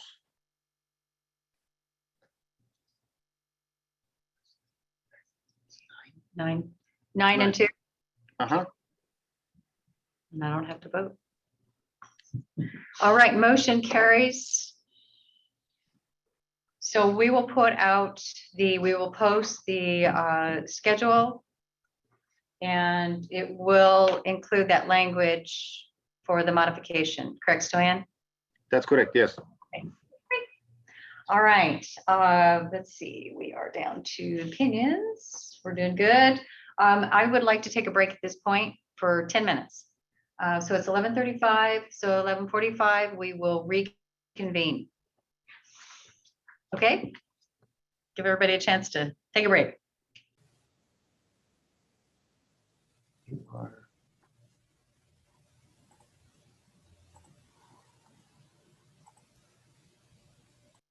That'll be great. Your videos. Oh, I turned it off again. I was looking at me. Here we are. All righty. I need a blue background or something pretty back there. All right, we are on time. Gonna get started again. And we won't take roll call, just assume everybody's back. I think I saw everybody's name up there. Is everybody pretty much back? Can you tell? Yeah, okay. Okay. Can everybody hear? Yep, we're good. Todd's giving a thumbs up. Okay. Yep. All right. Welcome back, everyone. Somebody's raising their hand. Raising their hand. Oh. Ken, did you have a question? You have to unmute. Yeah, so when I originally talked 45 minutes ago, we were talking about the dates. Has that been changed, or has it now been acceptable that the council does not have to approve before they assign them, so the tags can actually start working on these when they start coming in? The proposals? No, because that wasn't in the last, that was not in what you guys just voted on. No, that wasn't the vote. Okay, so I'm back to the discussion, Madam Chair, that you agreed with me that it should be pushed from the June 17th back to the May meeting, that the material gets distributed to the tags. Is that? No, we're still going to do that. Do you need a motion to do that, since you have a schedule? Does it say that?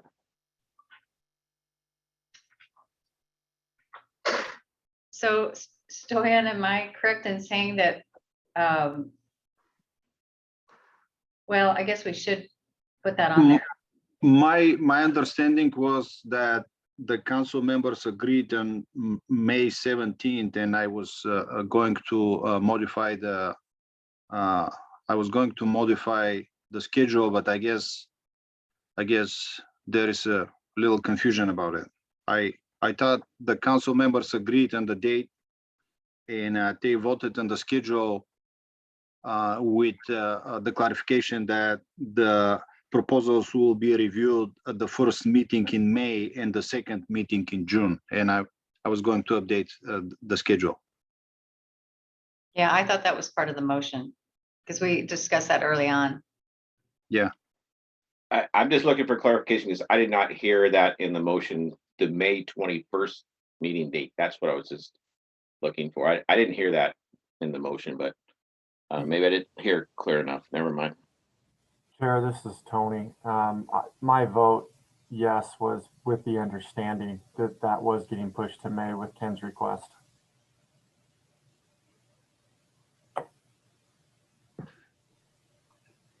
Okay. Did everyone else understand it that way? I did as well, that we're going to be looking at whatever proposals we have in by that date and review those and push those to the tag. And the ones that come in after that date before the submission deadline, that we would review at the next meeting. That way tags could get started as soon as possible. Right. So yeah, we won't review them all, just the ones that we've got. That was my understanding as well. Yeah, and we're adhering to the WAC as the council's reviewing them. It's just that we're reviewing the ones that we have at that time. So, okay, well, let me know if anybody misunderstood that or had a different idea that voted yes on it. Okay, all right, well, let's go on to item 7, request for opinion.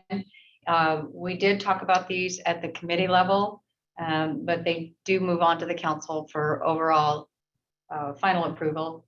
The first one is Association of King County Fire Marshals. and it went to the IBC dealing with section 302 and the IFC 202 occupancy classification. And who's going to read that one?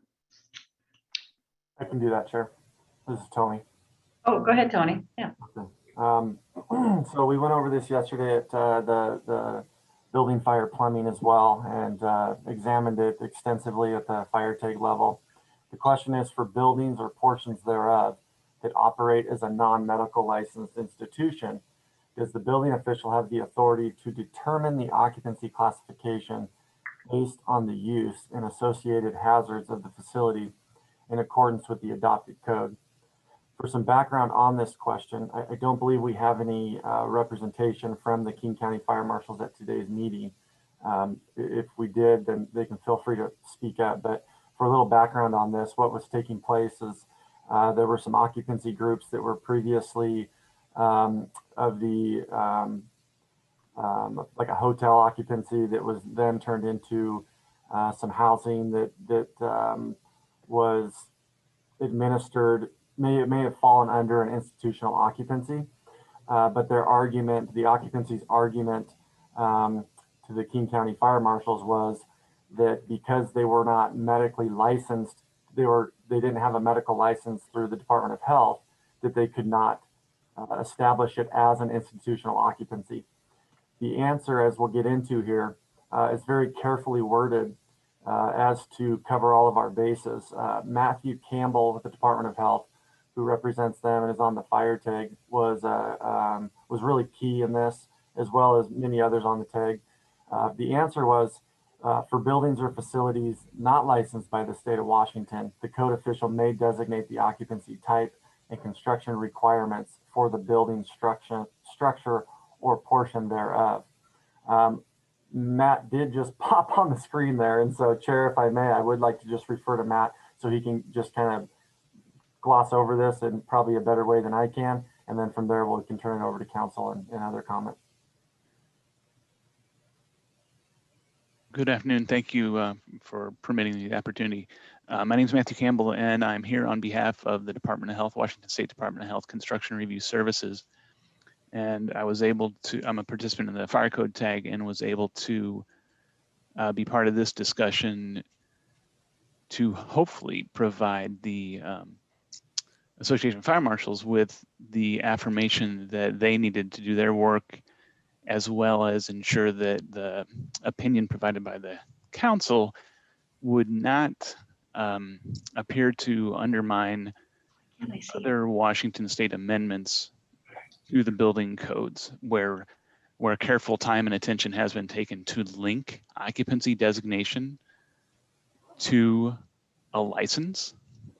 And I think Tony put it best the other day, that we wanted to provide an opinion that didn't back anyone to any corners, but again, definitely wanted to ensure that it was not seen, like I said, to undermine previous Washington state amendments where we did link occupancy designation to a license type, Chapter 3.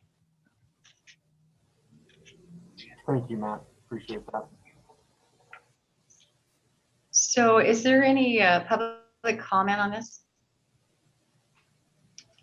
Is there any questions or comments by the council members? Yes, this is Micah. Micah, go ahead. I apologize for not being able to attend the meeting yesterday. I would have had some significant input on this.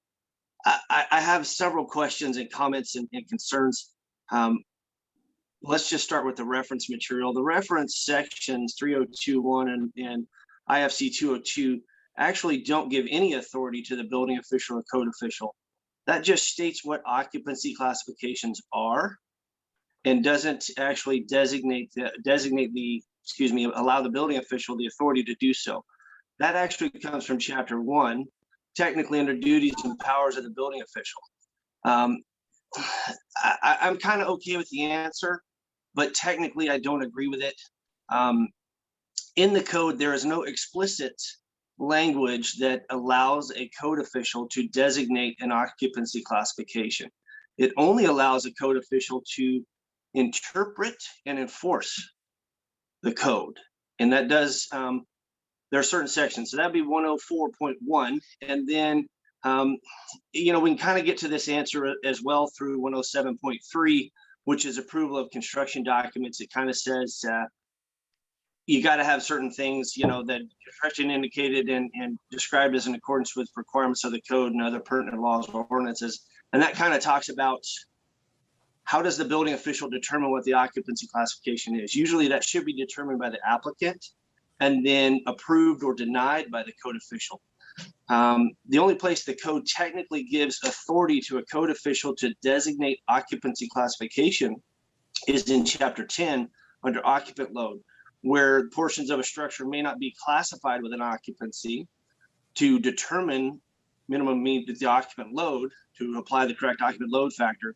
Then that section gives the building official the authority to apply an occupancy classification. I think that we could go with this answer to some extent, but I think we need to reference the correct code sections that gives this authority or at least justifiable authority to the code official to make this determination. And then my last question on the answer would be for facilities that are licensed by the state of Washington. I would take from this answer that then the authority is therefore removed from the building official or jurisdiction to make a designation of occupancy classification. I do have some concerns with that. I think it should be worded a little different where that interpretation couldn't be made from the answer. Again, I think we can get there. I just don't believe this is accurate enough and clear enough when we base all the applications of the code, because you are essentially saying what a building official can do, and that needs to be based on exactly what's in the code. I know we can get to this answer, just technically right now the sections and other parts are not correct in my opinion. And I apologize, I wasn't there yesterday to provide some of that feedback. Micah, can I add, is it just chapter 1 that has that designation in it for the building official? Because as staff, we try to stay away from chapter 1 in opinions because it can be adopted locally. Or that's going to be the only place you're going to find the duties and powers of the building official. And this is a question on the duties and powers of code officials. It's not in chapter 3. It's not in chapter 2 for the fire code. Those only outline the occupancy classifications. Mind you, those are correct references as part of this question, but that is not where you're going to get your answer. Those do not outline authority of the code official. So Mike, are you suggesting to substitute may designate for may approve occupancy? I think something like that would work. I know they did very well in the answer. It's like Tony mentioned, you know, it's very specific in certain things, but I think it can lead to other questions. And I know as a former building official, and I know other building officials that they do, you know, determine occupancy classification sometimes. And maybe that's why the word may is in there, is may designate occupancy. But again, I want us to be accurate in this. I think this is a very explicit item that could be either used against a code official or you know, be used by a building official in a negative way, in my opinion. I really don't think we should be in the business of designating what the applicant is providing unless they are just egregious in what they are doing. Micah, thank you for that input. And I would like to speak to the term designate, and I think it comes from the background of the question. And in this case, it's a matter of doing, correct me if I'm wrong, anyone who's been involved in this, but the way I'm understanding the backing on the question is that, let's just go hypothetically, Micah, and for the rest of the group, if I were to go do a fire code inspection and it was previously an R occupancy, but it looks to me like it is clearly no longer an R occupancy, it's more of an I occupancy, there's a lot of things that change. And if I were to go tell that occupant and say, look, this is not looking like an R occupancy anymore, you need to apply for a permit or go through our process at our jurisdiction in order to get this approved as an R or an I, and they come back and go, well, it's not an I because I'm not licensed through the state of Washington, so I'm not going to submit a permit to be an I, we're an R. And then they'd have to submit that permit. Let's just play this out. And then that's denied because we don't agree with it. At what point are we twisting arms to make them apply for an I?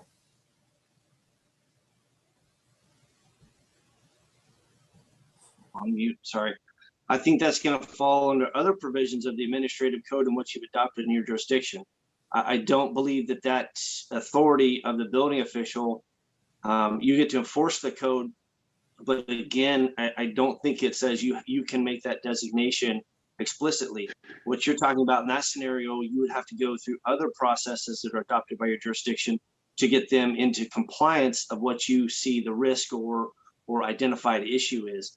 I don't think that this is the correct interpretation for that scenario. You're also talking about, in that instance, an existing building, and this is an interpretation from the building code. So again, if we're talking about existing buildings, then we need to reference something in existing buildings. It may get you back to the IBC, but if that's the scenario in this instance, I think we need to reevaluate the answer to this question. But if we're just talking about this instance without going into an existing building, this, like I said, the answer is not necessarily inaccurate. I just think it's not complete, and that we need some, further technical information in there. Okay, thank you, Micah, for that. And then I do want to just touch on one other, I think this goes back to why the section was chosen and why the answer language was chosen the way it was. And again, feel free to correct me, Matt or Ray or anyone else who was in on this. The reason I think another reason we were trying to stay away from the administrative section of the IBC is we would be specifically referencing building code official, and we wanted to keep it as code official because depending on jurisdiction, it could be the fire code official has that I don't want to say burden, but to examine these things. And so that may be, I think that was kind of another thought. We didn't want to put anyone in a box by putting specifically building code official or specifically reference a section of the building code that references building code official when a different code official, that's their burden. However, all that being said, I just want to let you know some of the conversations that have taken place on the background of this and why this was it, because we had two other answers previously, and one was very simple one sentence straight from the code that kind of said that, but we were concerned with what that would do with not linking it to anything that was licensed. So it was a difficult answer, but that being said, at this level, in front of the council today, I'm not against changing that in a different proposal, but I would like Matthew Campbell's input on what he thinks of that, just so we can have some communication from the Department of Health and our code officials, since there are some, state things that come into play there. So I'll leave it at that and I'll stop rambling. Tony, this is Ray. I think Mike is onto something. And I think if I remember back, not only did we have more than one answer, but we had more than one question come through. And when we changed the question, it might have changed the reference section that we might have overlooked in the tag level, because we were kind of set on that with the first question. And then we focused so hard on the question, and then the questions changed, and then our answers changed. So that might, if we could find a different reference point, that would be great. I think even just changing that section, if I remember that correct, right? Yeah, that's correct. That's right. Two different questions came in, and this one was supposed to be the clarifying question, but I think it clouded it. Just made it muddier. So that happens quite often. Yeah. Like I said, I think you can get to the answer that we want to have. I just believe that if this is a state building code council opinion, this will stay on the record for a long time. And I definitely think we should be accurate in what we're trying to express. This does explicitly talk about the authority of whether it's the code official, fire official, building official. A lot of those paragraphs in the codes for whichever code official it is are very similar in authority, and it's very limiting on that authority. Usually is what you're doing here, it would come into play if you get documentation or something else. I think the scenario that they're trying to answer in this question that you posed is really not a building code question. I think you can get the occupancy classification from there, but I really think this is an administration question, and that should pertain to the jurisdiction. Or if we are going to try to answer that, we probably need to be explicit in this is how we would interpret the administrative section, but that may not apply in these jurisdictions. And then, you know, the last thing I had was talking about that for facilities not licensed by the state of Washington. That interpretation, if that comes from the Building Code Council, that tells a code official that they can only assign, in my opinion, again, they can only assign an occupancy type if it's not licensed by the state of Washington. And I definitely don't want that, in my opinion, to come from the State Building Code Council saying, hey, code officials, you can't assign an occupancy designation to something that's licensed by the state. I think that's a, you know, down a path that's just could be bad. And I agree. This is Matthew Campbell. Micah, we covered some of the exact same elements that you've identified, in the fact that this is kind of an administrative question posed to a construction code, which is just very difficult to answer. And you might say that this answer is sufficient for the interests of the Department of Health as far as coordination and coordination among licensing or occupancy designation for licensing facilities, but it is not sufficient to the totality of the question. And so it definitely could, I guess the longer we make it, as we looked at it as well, the more open for adverse interpretation it would become as well. And so the answer parroted the language of the question. And the only thing that I guess that I wanted to craft the question in a way that would not be read as a prohibition of a building or code official to apply the appropriate construction standards based on use without having to designate an occupancy, because then you fall back to the administrative components. Whereas I think we would all agree that the code official is authorized by the adoption of the document to apply the construction standards appropriate to the stated, declared, or proposed use, regardless of designated occupancy type, in some regard. So I support, improving it. Again, the primary effort of the Department of Health was to ensure that, say, for example, where we explicitly have modified the building code to identify assisted living facilities to a distinct occupancy, with the I-1 condition, the new residential treatment facilities and enhanced care facilities. We didn't want the opinion to be taken to undermine those deliberate Washington state amendments and create additional confusion for those facility types. But as I said, sufficient but not complete, perhaps. Tony, I think Mike has brought up a lot of good points, and Matt's brought up a lot of good points. Maybe we run this through the tag one more time before council approval. Maybe a motion for that instead of just to make sure we cover all the bases of the question. Yeah.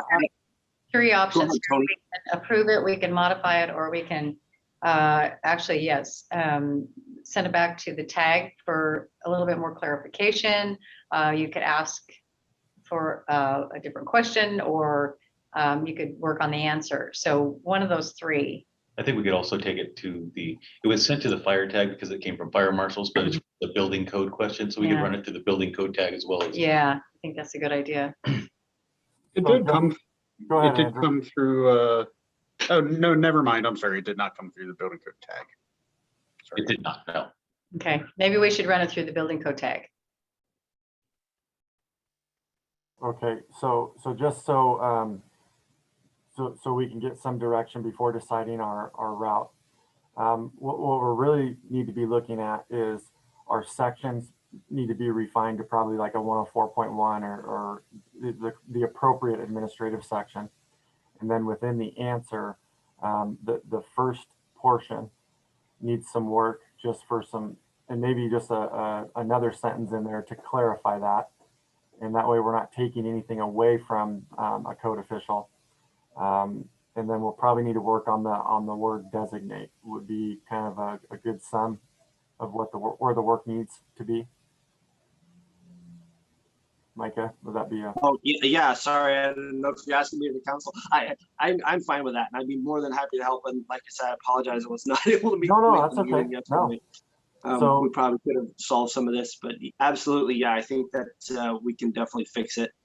And like I said, I don't necessarily disagree with the answer. I think we need to, as coming from this building code council, we need to be very clear on what we're intending here. Because I think this could have some unintended consequences that code officials could have to deal with. I mean, when I look at it, when I read the first sentence, it's like, if it's not licensed, well, beauty salons are licensed by the state of Washington. Does that mean that a building official can't set that or review that occupancy determination? Anyway, it just had a lot of questions for me. So if we want to, I guess I can make a motion to send this back to both the fire tag and the building code tag, and for some revisions. That would be my motion. Question, Micah. Are we sending them to committees or tags? The tags. Okay. And then I'll second that motion. And my only question was, we have licensed here and then we have not licensed there. And it seems like that's should be clarified if the question is about licensed institutions. Yep. But I'll second that motion. Okay, any discussion? All right, all in favor? Aye. Aye. Any opposed? Okay, motion carries. It'll go back to both those tags. All right, great. Thank you. Good discussion. All right, we'll move on to the next opinion. And this came from Kittitas County Building Department, section 408.3, conditioned crawl space. And who would like to read this one? Joanne, Krista? I think Krista will. Andrew? Krista? Okay. Oh. Sorry, had to find the mute button. Oh, we got it up there. Okay. Okay, so this interpretation came in and was reviewed by both the MVE committee and the BFP committee yesterday. This is looking at having an unvented crawl space and then conditioning it to meet the requirements of conditioned space for purposes of having your ductwork within a conditioned space and getting a credit through the residential energy code for that.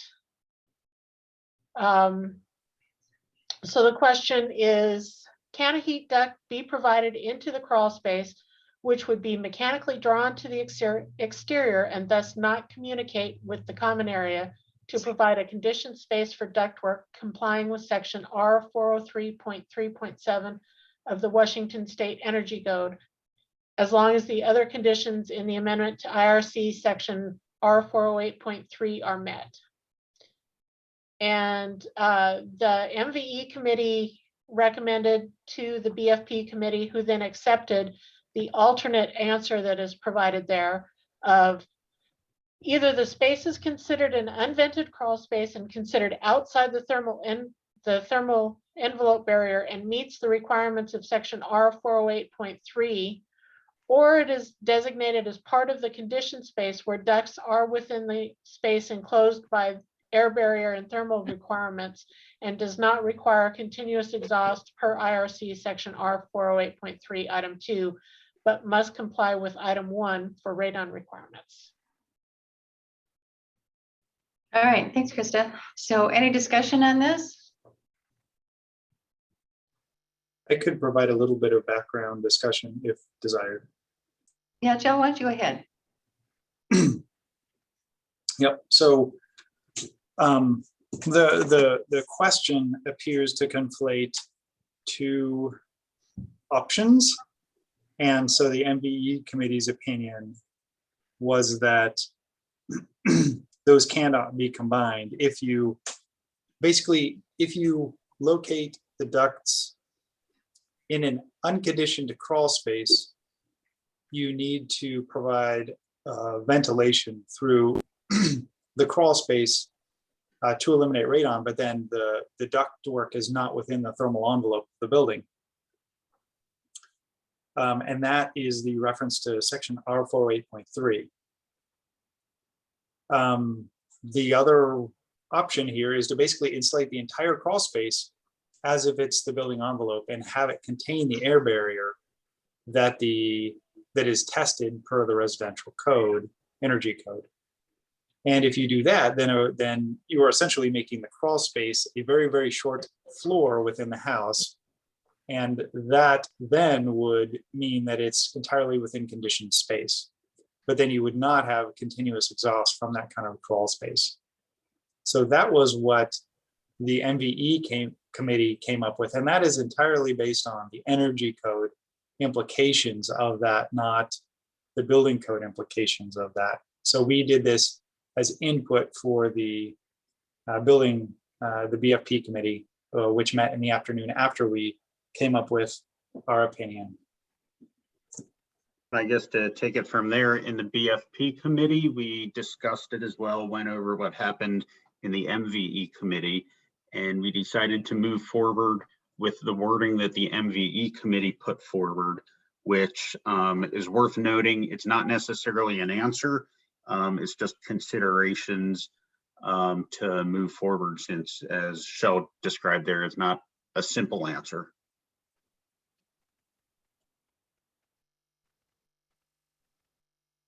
But I think that opinion gives you the two options on both sides of that question. So exactly, yeah, we believed it was comprehensive enough, even though it's not a yes/no answer. It's right.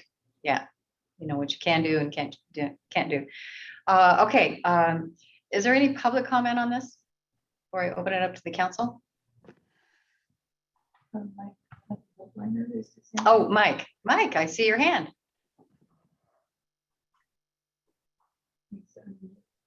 Oh, you have to unmute, Mike.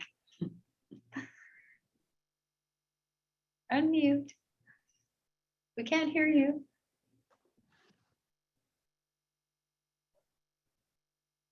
Just trying to find the mute button.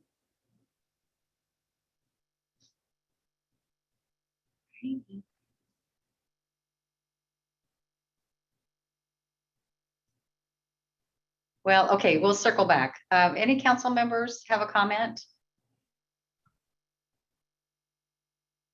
Questions? Okay, Mike, are you there? I'm trying to be here. Can you hear me? You need to unmute me on the telephone. I did. Yeah, she did. Please unmute.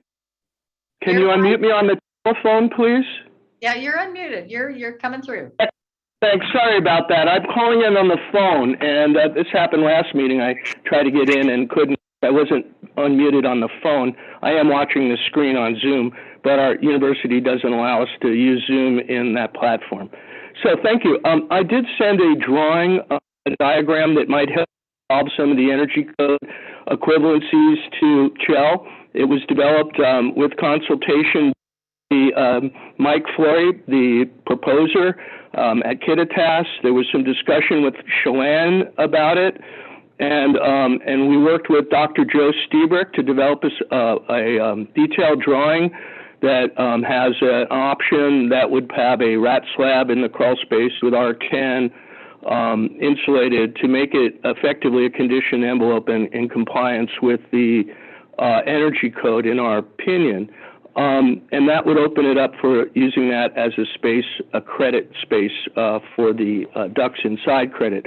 It was pointed out that there's some fire issues that need to be addressed at the air handlers down there, and certain things that would need to be addressed there. But Chell, you have a copy of that drawing, and at some point it may be useful to provide that if that's an acceptable way of addressing some of the challenges moving forward. And I want to thank everybody for taking this one up. This has been constant question that comes in from Eastern Washington. We're one of the only states that doesn't allow a conditioned crawl space and recognize the thermal efficiency. So this is a win-win, I think, if we can make it work. Anyway, I will leave it with that, and maybe later I'd be happy to report under other business on the training we did yesterday to 150 building officials. Thank you. Hey, Mike, I have a question for you. Do you see the response of the MVE committee down there, and what do you think of that response? Well, I think it starts to begin to address the issue, but as you noted, it doesn't resolve the energy code issue, which if you wanted my opinion, I think it was, we could get thermal equivalency that would justify ducts in the conditioned space credit if we isolate the thermal bridging between the crawl space and the ground. And that could be done simply by putting R10 down on the ground, either above the slab, below the slab, or that slab would not even be necessary if the proper requirements were met. And I do believe that the system would probably have an IRC compliant ventilation system that would provide, I think the number is a half a CFM per square foot, as well as the radon mitigation requirements that are in the code. And I think you could do all three of those and have a win-win, and now the builders, particularly in Eastern Washington, will have another thing in their bag of tricks of how to get the ducts in the conditioned space. Thank you. So I guess, Mike, would you make any changes to the MVE committee's response?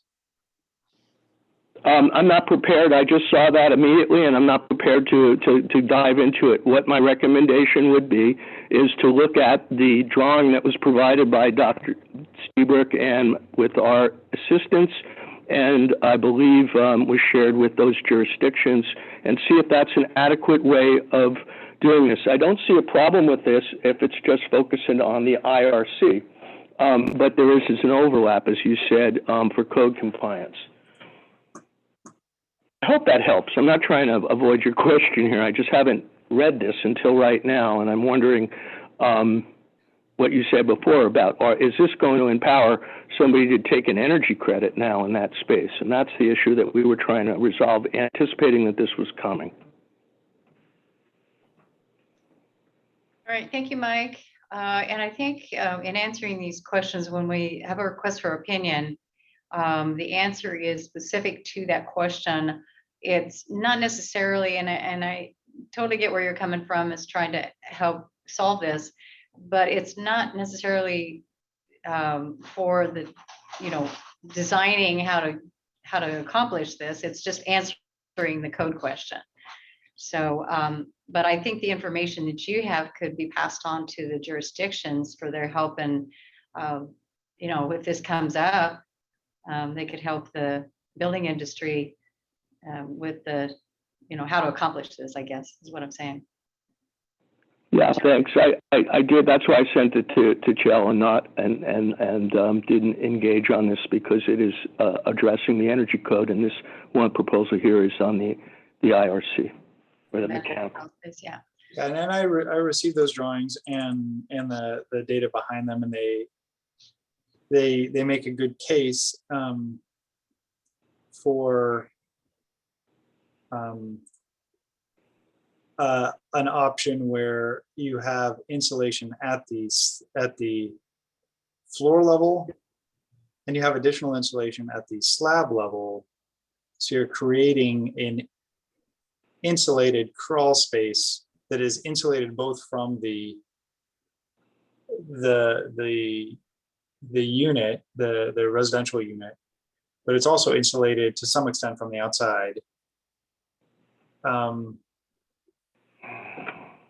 With the air barrier at the slab level. And I think the question could be worded better. It's not entirely clear, which is why I think the MVE committee took the stance that it did, that, this is not, we can't provide a new code path to Diane's comment. I think if we worked on the question a bit, we might be able to find that that's equivalent.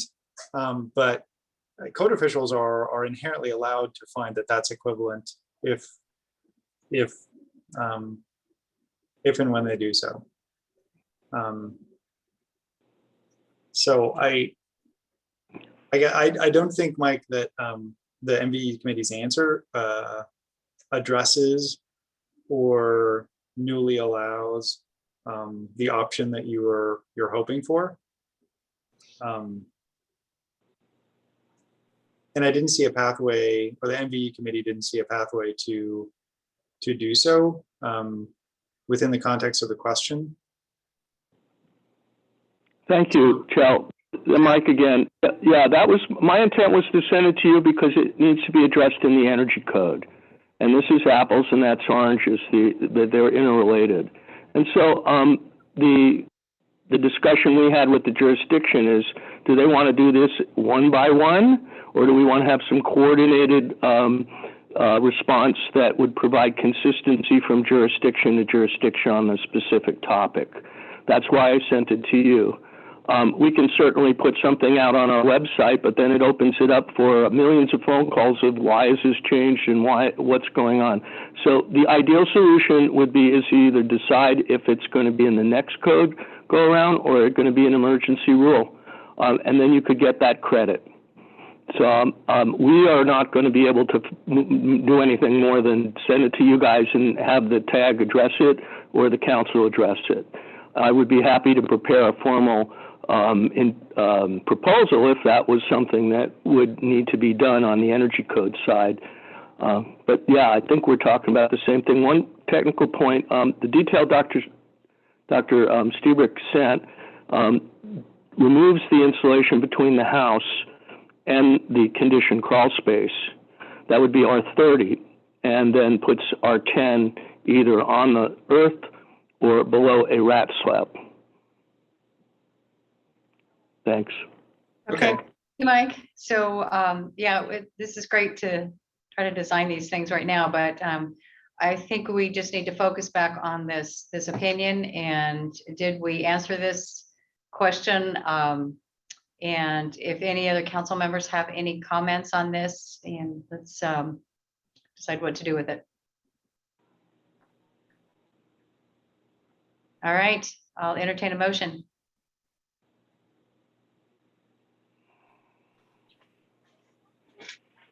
Is there a typo in this, or am I reading this wrong? Mike, we're going into the council discussion, and my bad. Okay, sorry. Yeah. All right, Doug, I think you were about to say something. Thanks, Doug. I move to approve the answer as developed by the MVE committee and reviewed by the BFP committee. I'll second it with a caveat that I'd love to hear what Mike saw as a potential typo before we proceed. Okay, we have a motion and a second. Any discussion? And I'll allow Mike, what would you point out the typo? Well, I wonder if it's a typo or the intent, but it's very confusing. Either a space is considered unvented crawl space and considered outside the thermal envelope. If it's outside the thermal envelope, doesn't code require it be vented? It's just confusing the way it's worked. Most people vent the crawl space, and this one is saying if it's considered unvented crawl space and considered outside the thermal envelope. That's where the conflict comes in with the energy code. Anyway. Okay. I think you're confusing this traditional venting as the non-mechanical passive vents versus the mechanical vent that's referenced in the code. So the unvented crawl space or an encapsulated crawl space for code on item 1 requires a powered exhaust fan, right? Yeah, that's where I think the distinction would be more clear if you were able to make that. Thank you. You're right, Doug. Okay, we have a motion and second. Any council discussion? Based on that, if we struck the words an unvented crawl space and considered, so it read either the space is considered outside the thermal envelope area and meets the requirements of section 408.3. I guess would that make it clearer that we're not? Would that make it more? No, it wouldn't make it, to me, it wouldn't make it any clearer, because unvented crawl space, just like Doug said, that you're providing mechanical ventilation, it's just unvented. Yeah, it's outside air. It technically is vented with with a single mechanical, powered ventilation, but in the normal nomenclature of vented versus unvented, it's just an unvented crawl space. I think I understand it, but I've been looking at this issue for a while. Yeah, I think it's clear because this is the language in the code. This is what it says. And this is how it refers to it. Okay. Okay. All right, so I think we're ready for a vote. Okay, motion and second, all in favor? Aye. Aye. Aye. Any opposed? All right, motion carries. We'll keep that opinion as written. Thank you, everyone, for good discussion. It's always good. All right, we'll move on to the next one. City of Bellevue IRC 507.5 deck tables. And I think that I've got that one up here and it's up on the screen. So who's going to take this one? I can provide the background. Okay, great. Go ahead, Stoyan. And Lee is here, so he can, I guess, provide more details. But we started with discussing the tables in the residential code related to the deck beams. And currently in the WAC and the council insert pages, there are differences, and bold differences. I'm sorry for using this too much differences, but everything conflicts with what the council decided in the last meeting in November, adopting the residential code. So in the WAC, we have R507.5, which is a table for 60 pounds per square foot live load or 70 pounds per square foot ground snow load.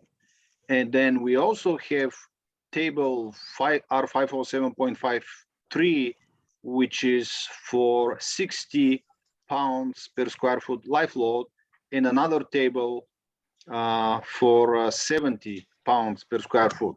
And what was adopted by the council was only the first table, which combines 60 pounds per square foot and 70 pounds per square foot ground snow load. We will fix that, but because it's in the WAC, we need to file an expedite rule, and it will take at least a month. This is the background behind it. And in this interpretation or opinion, we're just clarifying that the applicable table is R507.5. It's a technical mistake, but to follow the law, we need at least a month. Okay, thank you, Stoyan. Lee, do you have a comment? Well, I would say Stoyan pretty much covered what I was going to say. We just want to reduce the redundancy that that got into the code by having tables R507.5, 2, and 3, which that information is contained in the first table. So we'd like to see 2 and 3 removed from the Washington State Building Code, or excuse me, residential code, and maintain the first table. We think this mix-up may have had something to do with a public comment that was sent into ICC during the 2015 or 16 code development phase, and that somehow got submitted to the state. So we feel like the first table does cover what builders are going to need to get a prescriptive beam design for their decks. One thing to note is that in the background text in the opinion, there's a reference to table R507.5 parent 4, but I think that may be a mistake. It should say that we want tables R507.5 parent 2 and 3 to be removed from the IRC. No, it's not a mistake. 3 and 4 are the numbers, how it appears in the WAC. And there are different numbers in the online version of the code, the ICC online version, and in the insert pages. So the insert pages in the online version, it can be fixed by errata, but what is in the WAC is 507.5.3 and 507.5.4. So the background is correct because it aligns with what we have in the WAC. Okay, so as long as we end up with one table for beam sizing, I think that's what we're looking for. This is the intent, yes. Yeah, okay, thank you.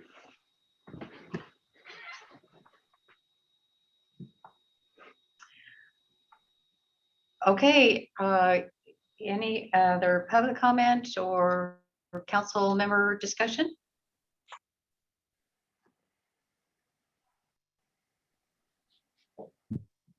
No, this is a straightforward one. So I'll entertain a motion.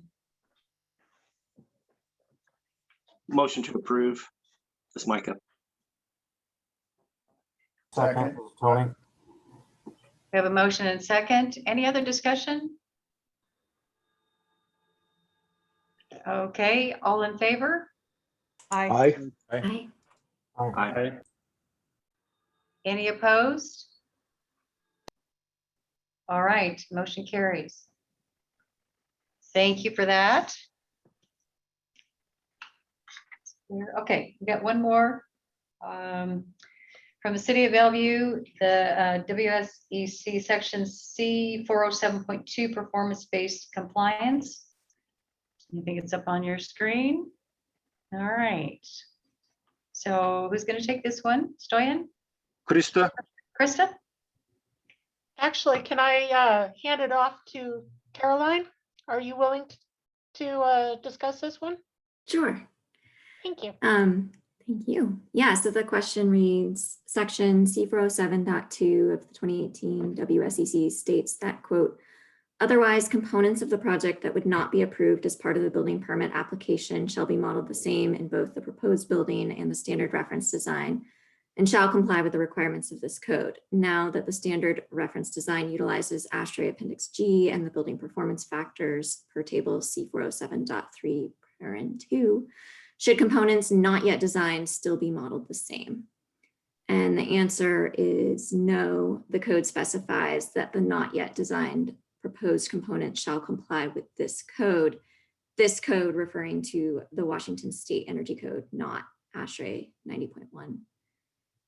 So I guess to put that into more digestible terms, it's essentially that in the old 2015 code, the baseline energy model was trying to more approximate a prescriptive design. And so for the proposed design, if you were missing content or you just, for example, you were doing a core and shell submission that didn't yet have TI design information, you would model that information the same as you did in the baseline because the baseline was roughly prescriptive code. In the 2018 code, C407 changed dramatically, and now we reference ASHRAE 90.1 Appendix G 2016. And that baseline building is now roughly equivalent to a 90.1 2004 building. And so it wouldn't make sense to say, tell design teams, hey, if you have an aspect of your building that's not yet designed, you need to model it as if it was a 2004 building. Instead, what this interpretation is saying is that you should model that as if that space was minimally compliant with 2018 WSEC relevant sections. All right, thank you, Caroline. Questions from any public comments? And I'll also take council member comments. Straightforward. All right, hearing none, I'll entertain a motion for this one.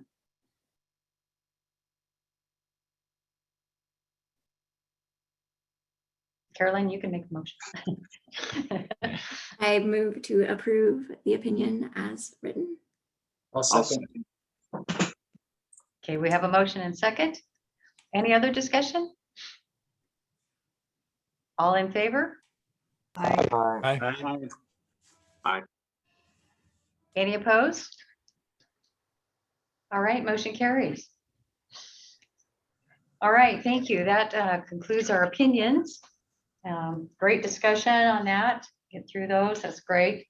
So let's move on to item number 8. It's the Columbia County Residential Amendment Approval Request. And we've got that up on the screen. Stoyan, do you want to go through this? I think we have somebody from Columbia County. Oh, do we? Okay. Hi, everybody. My name is Clint Atterbury. I'm the building official over here. Thank you, Clint. What this is just the final approval for this. I brought this before the council on January 8th of this year for pre-approval. We have since taken it through public hearing with our planning commission, and it's been approved by our board of county commissioners. Would you like me to do a quick overview of it or refresh everybody? Yes, please. So what this is it's inserting extra code to allow for sawn lumber in Columbia County. It was, we have such access to several species up here. We've got people that have been milling for years, their own sawn lumber for use. This is only an amendment to the International Residential Code, and this is just to be used with the IRC. This still states that they have to use the American softwood lumber standards and the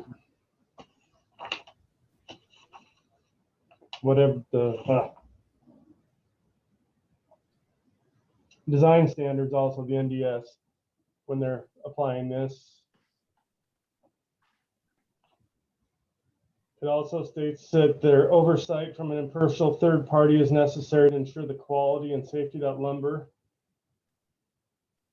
And that whereas if they can't be graded, then the commissioners will vest a third party through interview process to approve this.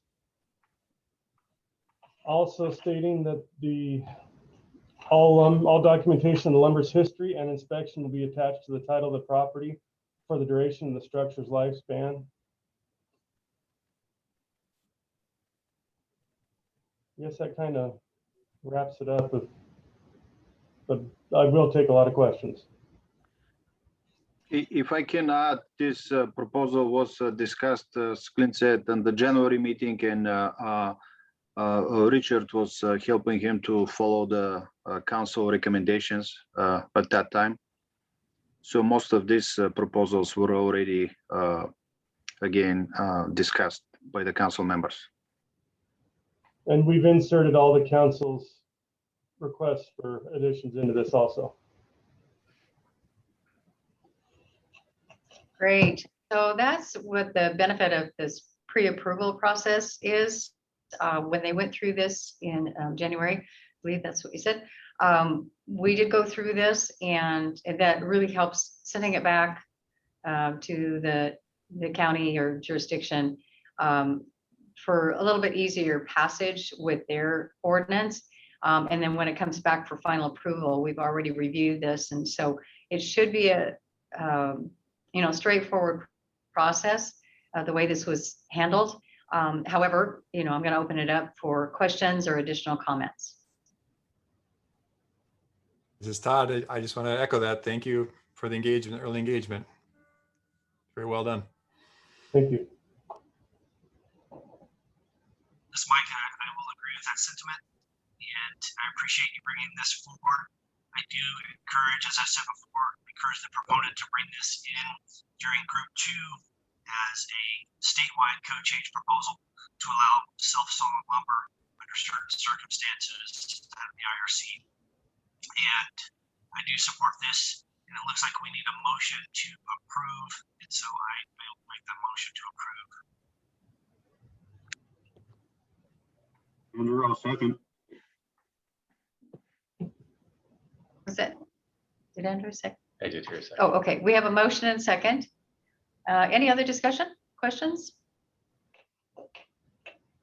All in favor? Aye. Aye. Aye. Any opposed? All right, motion carries. Thank you for that. That was a good use of the process. I like that. I'd like to thank the council. Thank you, Plant. Going through that. All right, item number 9 is the City of Olympia Residential Amendment Approval Request. Stoyan, could you give us some background? Is there someone from City of Olympia, or do you want to give the background on this? I believe the building official of City of Olympia is here. The background I can provide. This request didn't go through a pre-approval process, but the building and I think folks from the fire department, they discussed with staff a few times the issues and their proposals, and we were trying to help City of Olympia with the process and provide the correct documentation. So, Larry, I'm on here if you'd like me to explain the backstory. Yes, thank you, Stoyan and council. I'm the building official for the City of Olympia, Larry Merrill, and I also brought along former Fire Marshal Kevin Bossard. He's here as well. It's a co-written, and you'll see, as you have on the screen, items 5 and 6 are what we're trying to bring attention to. So I'll leave it for Kevin to explain. Morning, Council, and thank you for your time. So going back in time, we had a fire sprinkler ordinance that was voted and approved by our local council, the City of Olympia, by previous administrations, both at the city building department and fire department. Something that was just misunderstood, I believe, is that we did not seek your approval for the fire sprinkler ordinance as well. And so what we're bringing to you now is actually round 2. So then I became the fire marshal and I made the amendments that you now see right here in 5 and 6. So that's a little bit of background, and I can pause if you have questions about that. And that was enacted in July of 14, by the way. And then right to this period now is the changes to 5 and 6. Any questions up to this point from anyone? Yeah, this is Doug. This issue has come up before. So is the residential fire sprinkler requirement enacted by the City of Olympia? Did I hear you correctly that this has never been approved by the SBCC?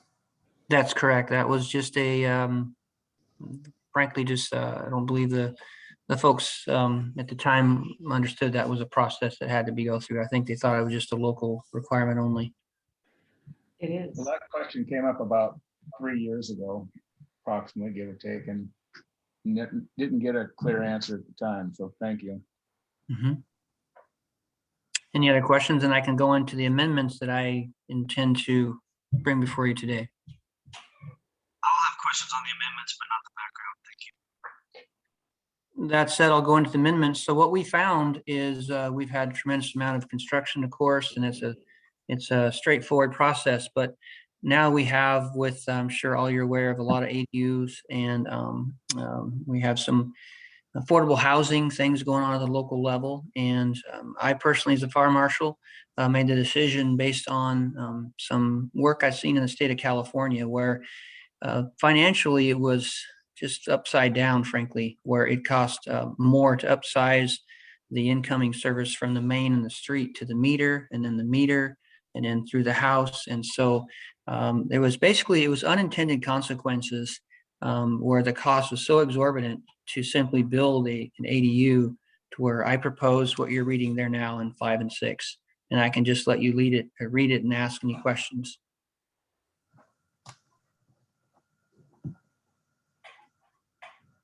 So have you developed cost models for what it is without an ADU, or is adding to a typical single family home, and then what the added cost is for an ADU?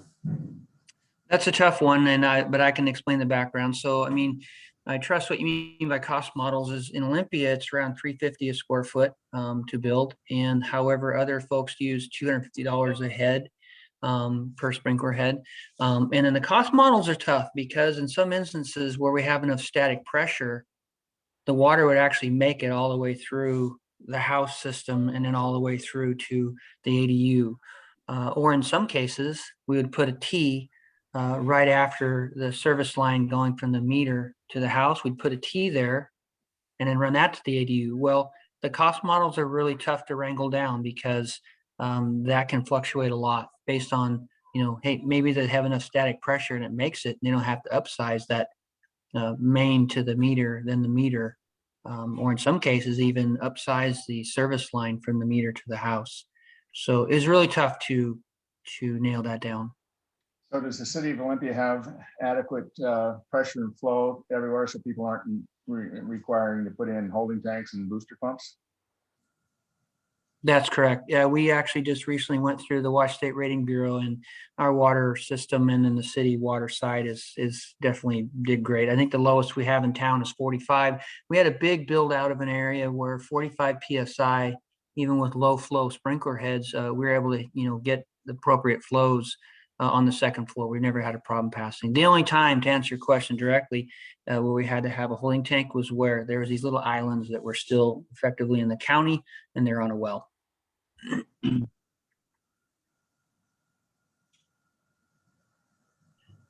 So Kevin, I have a question. I just need some clarification on this. I read through it, just a little confused.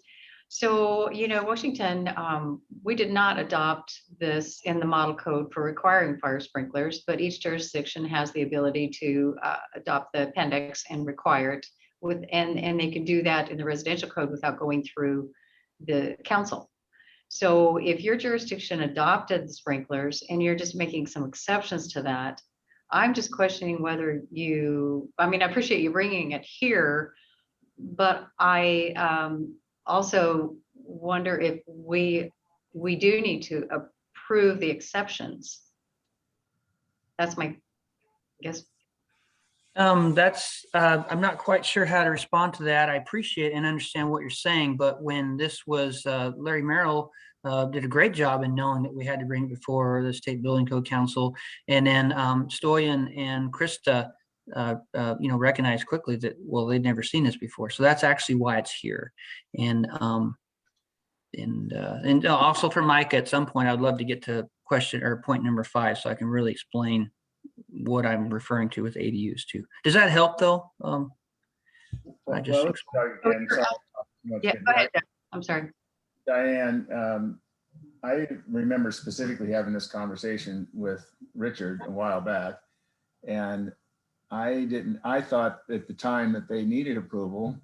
We were told that they didn't, I think, but I don't know if that was the correct answer at the time. So I would be interested to know if staff have what their opinion is now, whether this actually needs to come in front of the council or not for approval. I thought it did originally, but what say staff?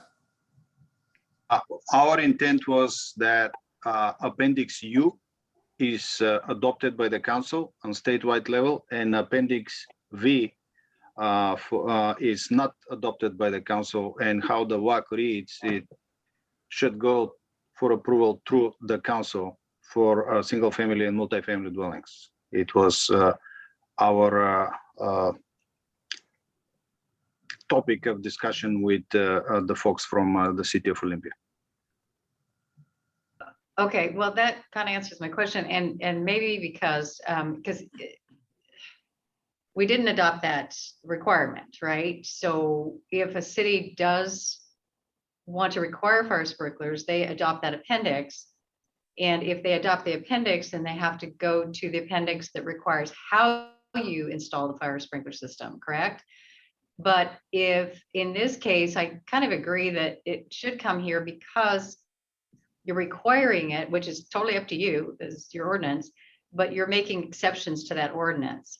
And maybe that should be reviewed by the council. I'll agree. I'm shaking my head. Like, their proposal is actually modifying chapter or section 29 of the residential code, which that should come before the council. If they're just adopting the straight appendix, then my understanding is no, they would not have to come before the council, but they are making modifications to other parts of the residential code, which I think do need to come before the council. And getting into those amendments, I mean, if we move on to some questions on the amendments and where we're at with those, if that's okay. Are we there yet? I don't want to get too far ahead of everybody. Yeah, no, thank you, Micah, because that kind of clarifies for me too. And that's the way I'm kind of reading it now, is that because they're actually introducing some other sections that we're having to deal with that should go through the council. So, okay, it's not so clear cut. So go ahead. So first, we'll just start with the exception number 5. I guess my question is this needed based on any interpretation from the city of Olympia? Because my understanding is the new sections of R302.3, excuse me, under 2-family dwellings is where we placed any or the only references to accessory dwelling units. And that is to indicate that they're not considered a separate dwelling when placed in an existing dwelling. So my question is, why would you even need this? Because if the existing dwelling is not sprinklered, if this is placed within an existing dwelling, you don't have to consider it a separate dwelling unit, thus not meeting the requirements of the appendix where you would need sprinklers as a new dwelling unit, because this is accessory to and not considered technically a new dwelling unit. I know some Hey, Micah, jurisdictions I have look at that. Go ahead. Your microphone somehow changed Yeah. recently, and it's really difficult to hear you. Did you switch microphones or something? Or Yeah, my phone does that sometimes. I apologize. I use my phone as the microphone. Is that better at all? Yeah, that's better. Yes. that Thank is. you. Thank you. I turn my video off and move it closer to my mouth so you don't have to look up my nostrils as I speak. Oh, so where did you hear me? I was saying that per the new language in R302.3, where is the only place now that has accessory dwelling unit information, and it talks about them being constructed within an existing dwelling unit, that they're not to be considered a separate dwelling unit. And my interpretation would be that means they don't have to be provided with sprinkler systems because they're not a new dwelling unit. If the existing dwelling unit is not sprinklered. So that's kind of my question to the building official Olympia. Are you seeing these accessory dwelling units built within an existing dwelling unit, and how, based on R302.3 for the 2018, would you be classifying that as a separate dwelling unit that needs sprinklers? Yeah, the classification as a separate structure is when they build a detached ADU, is how we're looking at it. There are instances where an ADU is a converted garage that's attached, and I agree with you there, Micah, that's you know what I think you're stating. But we have a new option, and I think Lacey, Tumwater, and us, Olympia, have all coordinated to basically promote a small ADU detached structure that's already basically been pre-designed, and trying to advocate for additional housing. So the separate detached structure is where this is coming from. Okay, so with that, would you be open to modifying amendment number 5 to indicate detached? Because to me, that would be confusing. If we were talking about detached, explicitly say detached, because I don't want, I wouldn't want somebody to come in and go, well, you know, why do we need this? Because of R302.3 that says it's not required to be separate anyway. But if it's detached, that would be my recommendation. As also not to have abbreviations in the code as far as ADUs. I know some folks know what that is, that we have other places that say, what's an ADU? They call it something different. So maybe spell that out. That way it is in correlation with R302.3. So that would be my recommendations for number 5. Then on number 6, I have some questions on legality of this. If you'll bear with me, and maybe our attorney is online with us, and I'm terrible at saying his name, so I won't butcher it. My question is, does this violate WAC 51-16-030, where it talks about exemptions for indigent housing guidelines? And item number 3 on that list says any code deficiencies exempted pose no threat to human life, health, or safety. So when you're talking about emergency housing facilities and not providing sprinkler systems, in my opinion, that would clearly violate item number 3 of the WAC requirements of 51-16-030. So I'm not even sure that is legal for us to approve, because we would be approving, in my opinion, a violation of WAC rules. I think there are very specific guidelines when it comes to temporary structures, temporary housing, and emergency shelter. I know there's another WAC that outlines certain things that you have to do to provide your own program, and almost essentially creating a separate building code for temporary shelters and emergency shelter. And so I really question whether we could even legally approve item number 6. That's it. Yeah, so Micah, thanks for directing that question to me. You don't need to know my name, just say the lawyer, it's fine. Candidly, it would have to do a little bit more of a deep dive into the relevant law in order to offer up any thoughts on that at all. And if this isn't approved, would invite staff to confer with me on that issue. And just to comment back on item 5, I see no issue with making those amendments and qualifying what detached structure and an additional no abbreviations.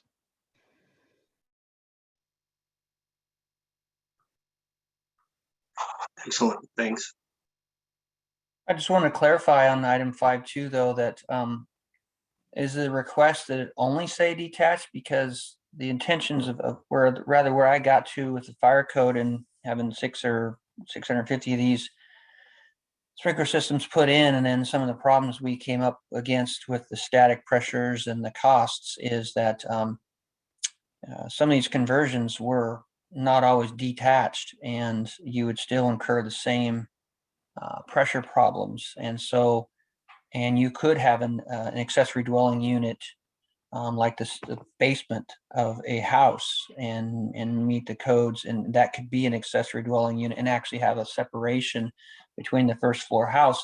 And so then the same question comes into play of whether it needs to be sprinkled or not, and that's the same piece we were trying to work through. So the bottom line is that to back up a little bit is that we just try to make it really clean. If you build a new house, or rather if the existing house is sprinkled, then whether it's a detached or attached ADU, you have to sprinkler it. So it was like a clean line in the sand that cleaned this whole thing up, because there was a myriad of situations that would really muddy the water. And so that's what item 5 is intended to direct a person to. So for Micah, does that make it worse, better? Is it more palatable now that you hear that for question 5 or point 5? Honestly, I think it still leaves open a ton of questions. Okay. We're having this question come up at our technical code development committees and other jurisdictions as well. I think we're going to seriously dive into accessory dwelling units for group 2 this year, just because of the push from the legislature, and we're seeing these. It really comes down to an interpretation of R302.3. I know that Seattle has their own interpretation of that. Other jurisdictions may as well.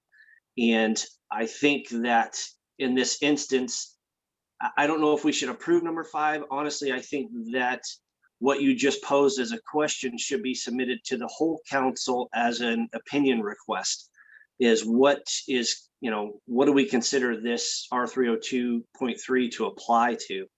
I know in Seattle, it's not considered a separate dwelling unit for separation requirements, but it is considered, if you do an accessory dwelling unit with an existing dwelling, it is considered a separate dwelling unit for unit count. So in other words, if you have a duplex and you put a ADU on one side, that now becomes a triplex, which is not within the scope of the residential code of the IRC.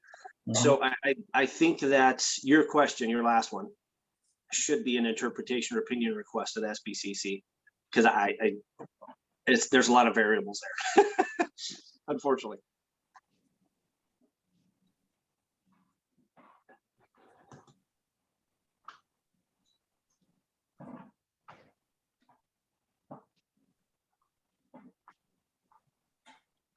Well, Stoyan, is there something from here that you would direct us to do? Well, you have two options: approve or disapprove it. Based on what you're saying, you're lining to disapproving, and with your suggestions, they can come back and with the modified proposal. And that other option is approve it as is. I see Dirk is studying really hard the section you referred to. Sorry, But- that wasn't me that asked that question, Stoyan. I think that was the proponent. Just so you know. So I'm going to interject here. So yeah, we have, we can go in different directions. We can also request a modification to that number 5. I don't know, Micah, would you feel better if it just said detached or attached garage conversions? I mean, now would that make it clear? Sorry, I'm on mute. I guess some of that would help. I do have, what's a garage? I think maybe we should assign an occupancy classification to that, maybe not. I think it could use some work. I guess my initial thought is, yeah, they could probably fix it enough to get it through, but I definitely, we haven't even got into the, item number 6, and if we're even legal to review or approve that. So at this point, I would say that I think item number 5 could use some modification. We need to verify number 6. So I would actually make a motion to table this until we get the review from our attorney and some possible modifications from the proponent, instead of just a straight disapproval.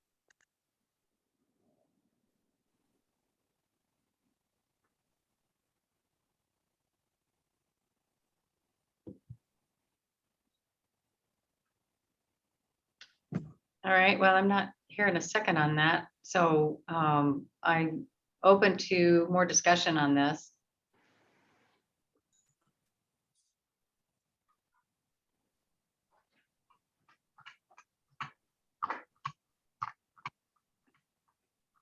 I'll second Micah's motion. Okay, we have a motion and second, so let's, and this is to table it until we get a legal interpretation on 6, and we can maybe clarify number 5 a little bit more from the proponent. Is that the motion, Micah? Yes, thank you. Okay, so other discussion?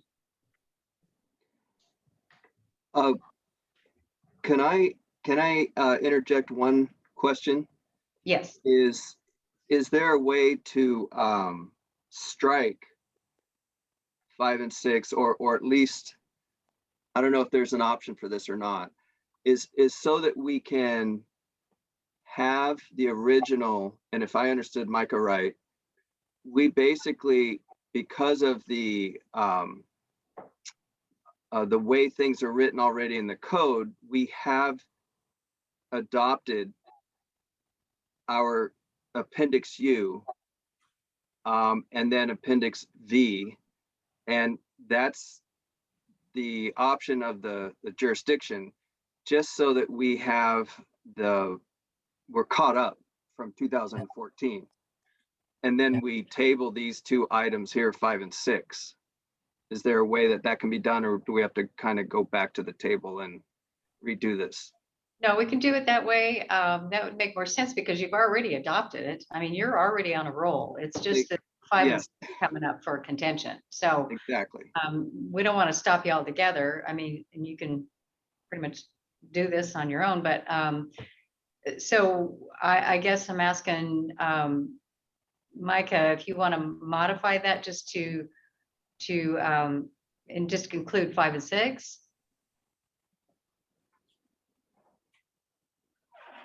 So what else is part of the proposal? Am I missing?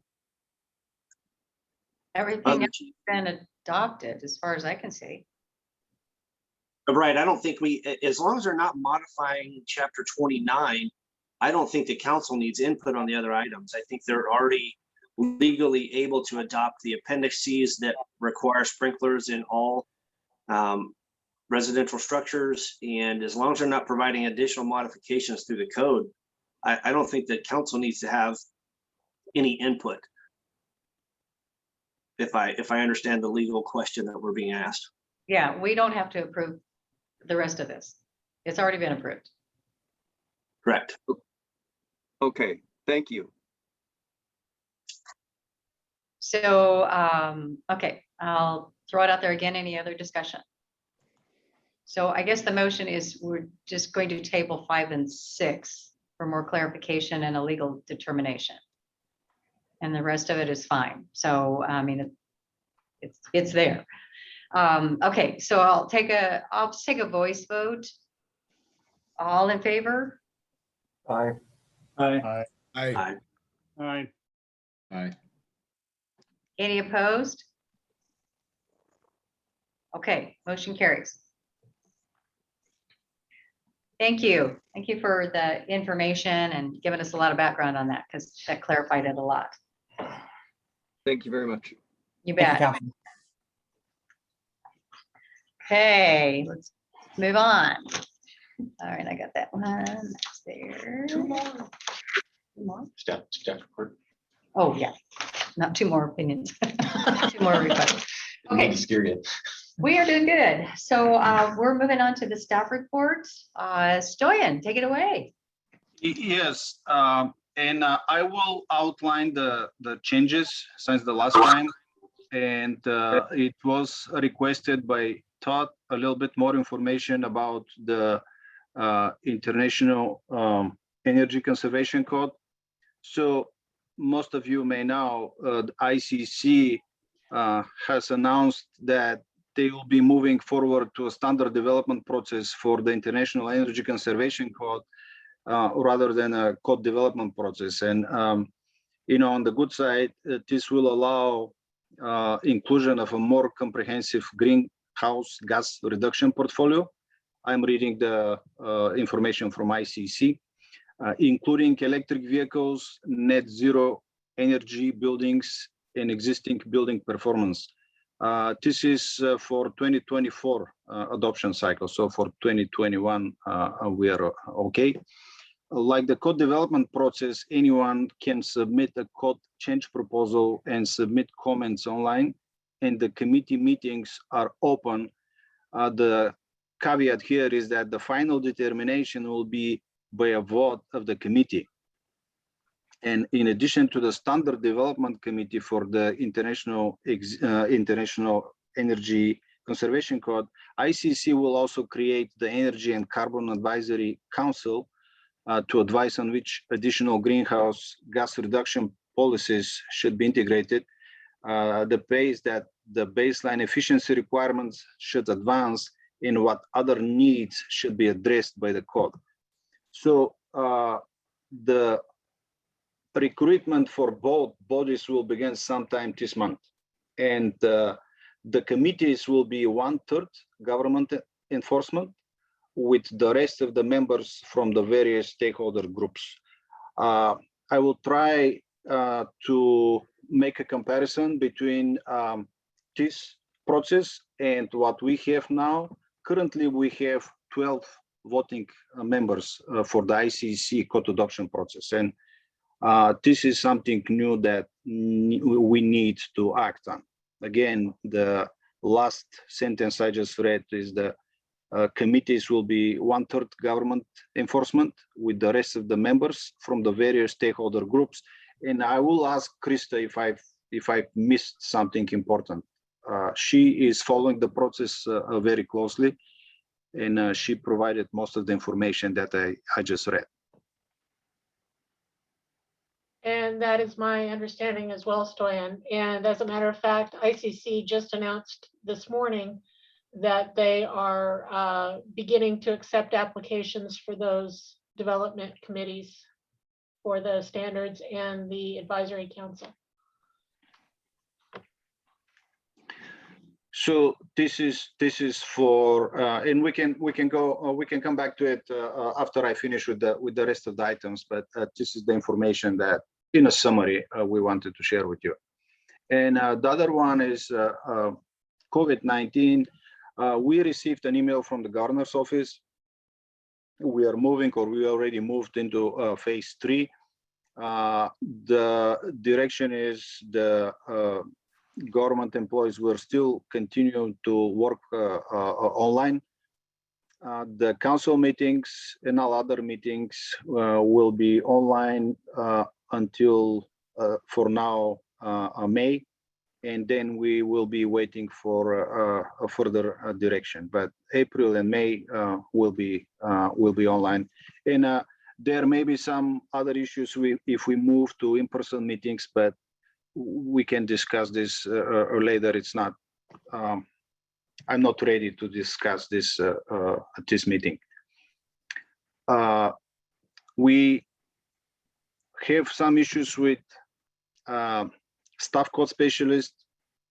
We had 3 candidates that qualified for this position. We invited them for an interview. The interviews are scheduled for March 23rd, next Tuesday. One candidate already withdraw his application, so we have 2 candidates for next week for the interviews. And yeah, editorial corrections. So I get many phone calls and emails about needs for editorial corrections in different codes. We are trying to keep up with all this, but I wanted to let you know that sometimes these editorial modifications are in WAC, and we need extra time for rulemaking if we have to correct the WAC. So it's easy to send an errata item to ICC. It's easy to correct our insert pages, but if it's in WAC, then it needs some extra time.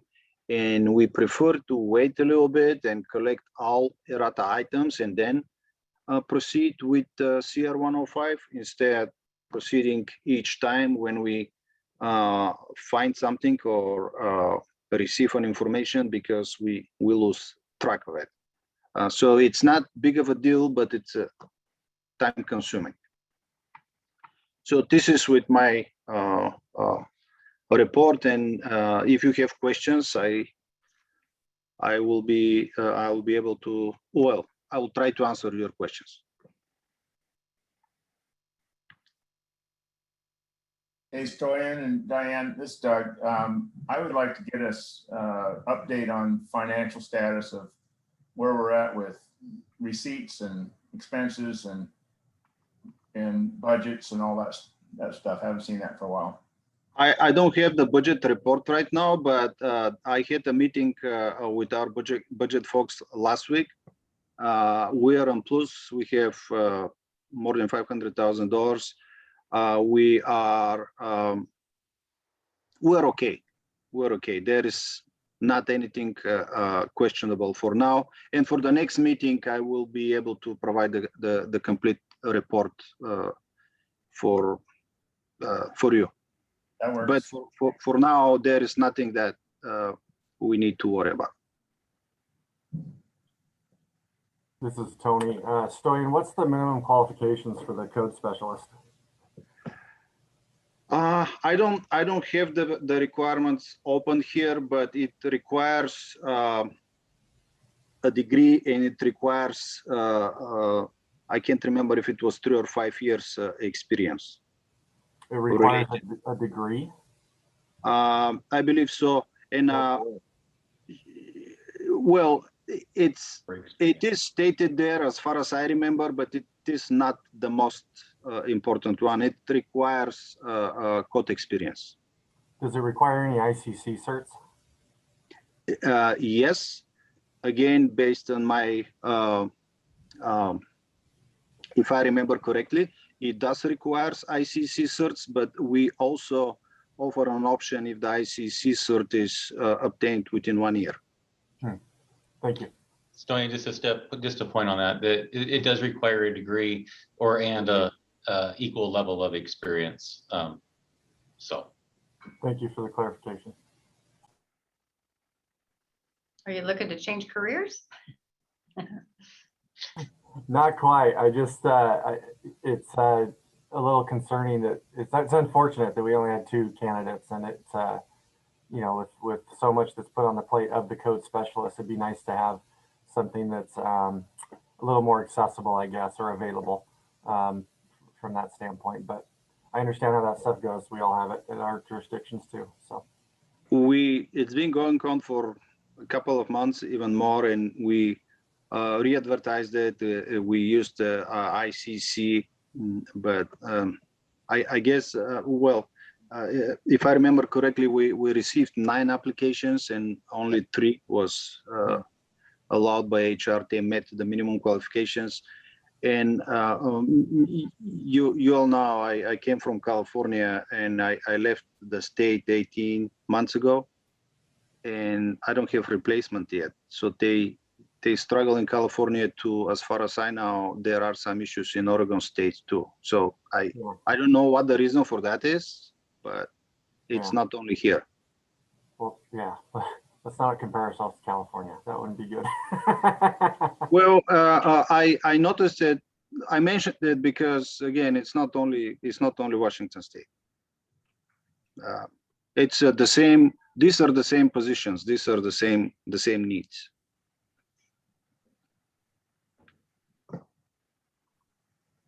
Well, to some people, building codes aren't exciting, but to some of us, they are very exciting. All right, Doug, did you get your question answered? Are you okay with that?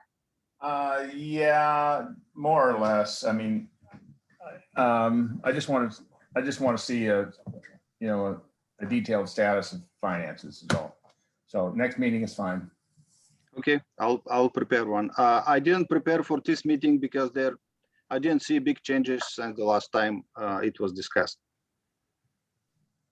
I'm particularly interested in knowing how our receipts are tracking with the modifications to our fee charged on building permits and what that's doing to our overall revenue stream. Well, the numbers for this are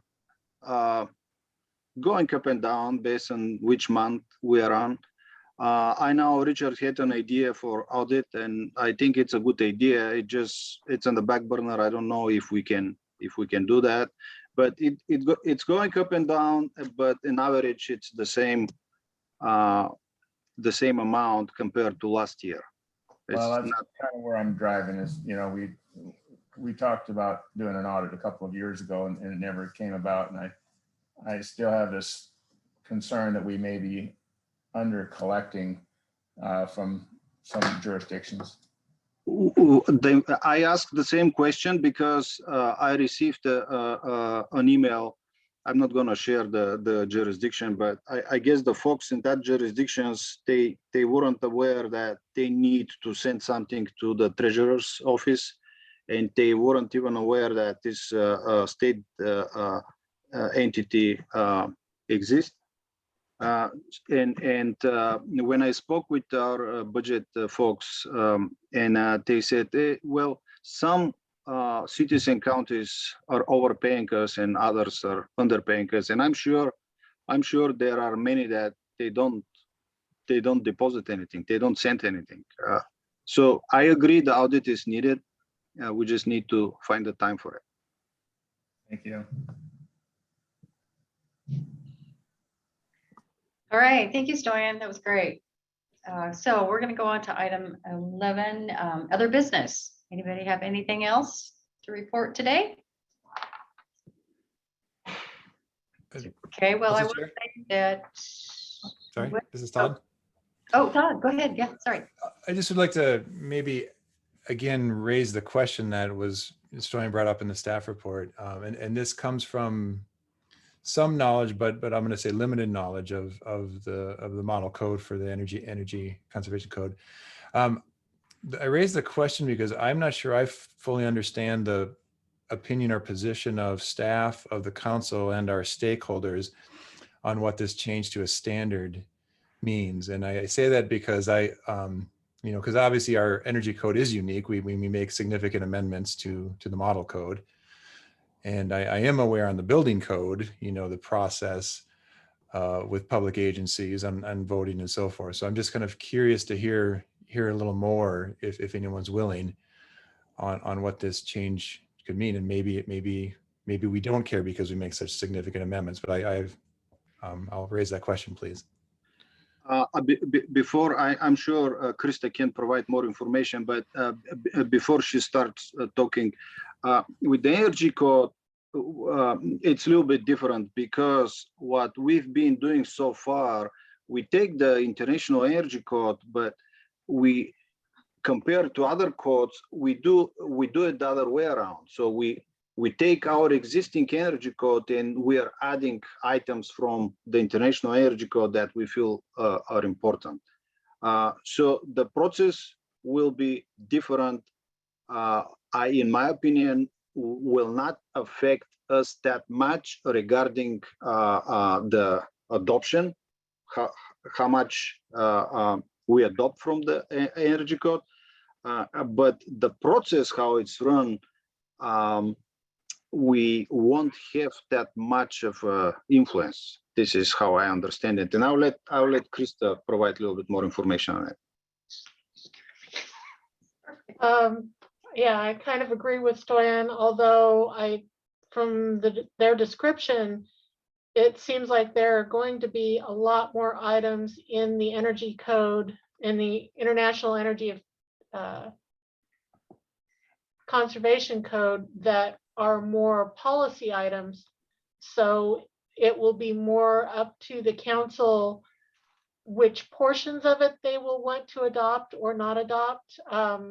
The rest of it, I think, will pretty much be business as usual, but there will be several different reach codes and appendix methods that are going to be out there for the various types of carbon reduction, zero net energy, electric vehicles, electrification, and all of those other current buzzwords. And as those come in and come out, the council will need to determine just how much we will adopt out of those options.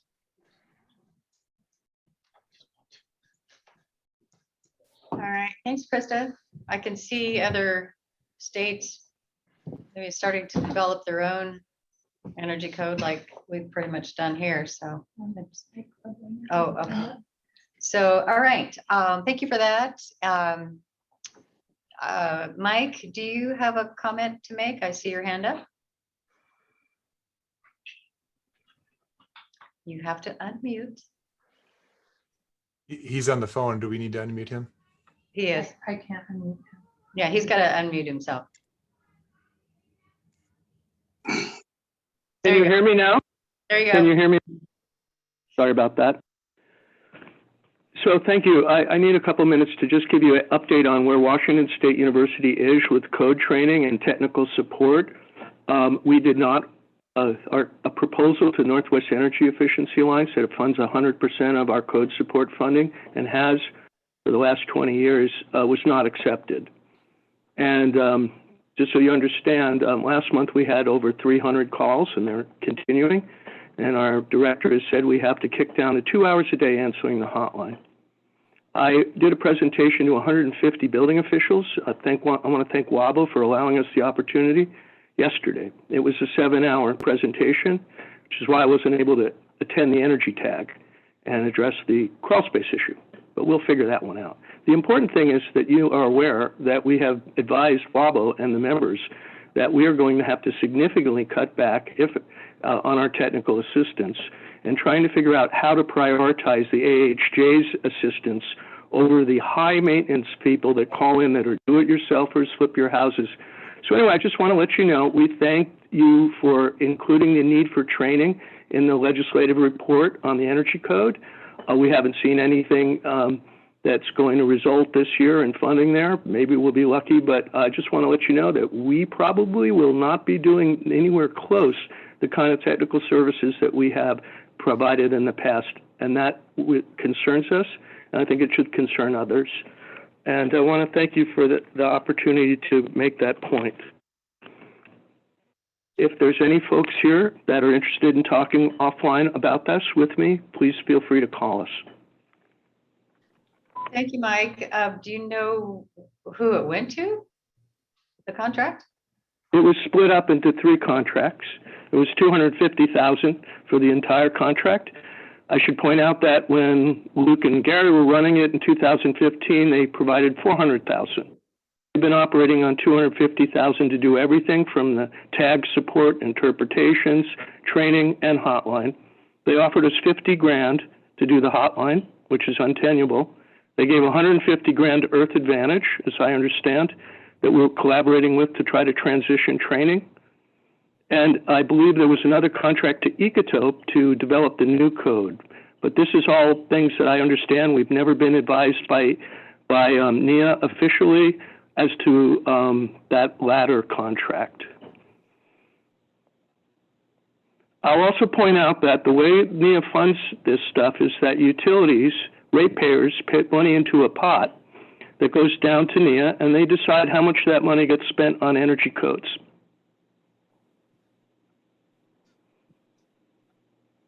Yeah. And thank you for engaging me. Yeah, Mike, I thought the Earth Advantage was Oregon deal. Well, they're in Washington. They've been working in Southwest Washington. We collaborate really well. I think they're going to do a great job on the training.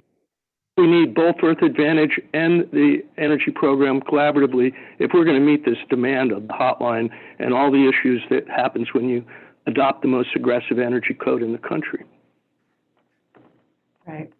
Well, thank you for that. That's good information. This is Micah. I had a few other comments on the IECC issue. Oh, okay. I thought Mike was going to speak to that. I apologize. I know we're running. Well, we got a little bit of time. Fine. Just so folks know, the standards process is taking, you have a lot of influence on your local code official and your local building department, and they actually vote on national level code changes, or can vote. Is what going to that standard process does is takes that vote out of your code official hands, or your government officials' hands, takes it away from them completely. So your local officials that you have influence over now have 0 input on that national level code. They can provide some comments, but they don't get a vote any longer. I know this came up from some of the issues in the last voting where all kinds of folks got involved and they actually voted in some stuff that I didn't agree with as well. But is what happens is now the Code Council, the ICC is going to take their ball and go home kind of deal, because that's how it came down to. It was surprising that the board of directors actually went this route during their public hearing, the ICC board of directors public hearing. They had 27 people speak in testimony in opposition and only 11 in favor. And they had over 200 written comments, and 72% of those opposed this move by the ICC. So they just didn't listen to their members. And is what I mean, yes, it's still a standard. It may not affect Washington that much, but it does. It affects actually code development as a whole. I think, what could happen in the next year? They go, oh, we don't like that folks have input on the residential code. We're gonna make that a standard. It's a bad precedent to set that they're going down. There was a lot of people opposed to this. ASHRAE was opposed to it. All kinds of jurisdictions. It really just takes everybody out of the process except for those select few on that committee. So again, a lot of folks were opposed to this. Even if it doesn't really affect Washington too much, it still will affect Washington some, and it could be detrimental to the overall code process in the future. So that's it. Thanks, Micah. Do you know who's on this the committee? They have not formed it yet. I know they're working on it. Our region, Dave Spencer, ICC Board of Directors representative, he is trying to get Dwayne Johnlin on there, since I know Dwayne has some significant background and good reputation throughout the country on energy code development, but they haven't formed it yet.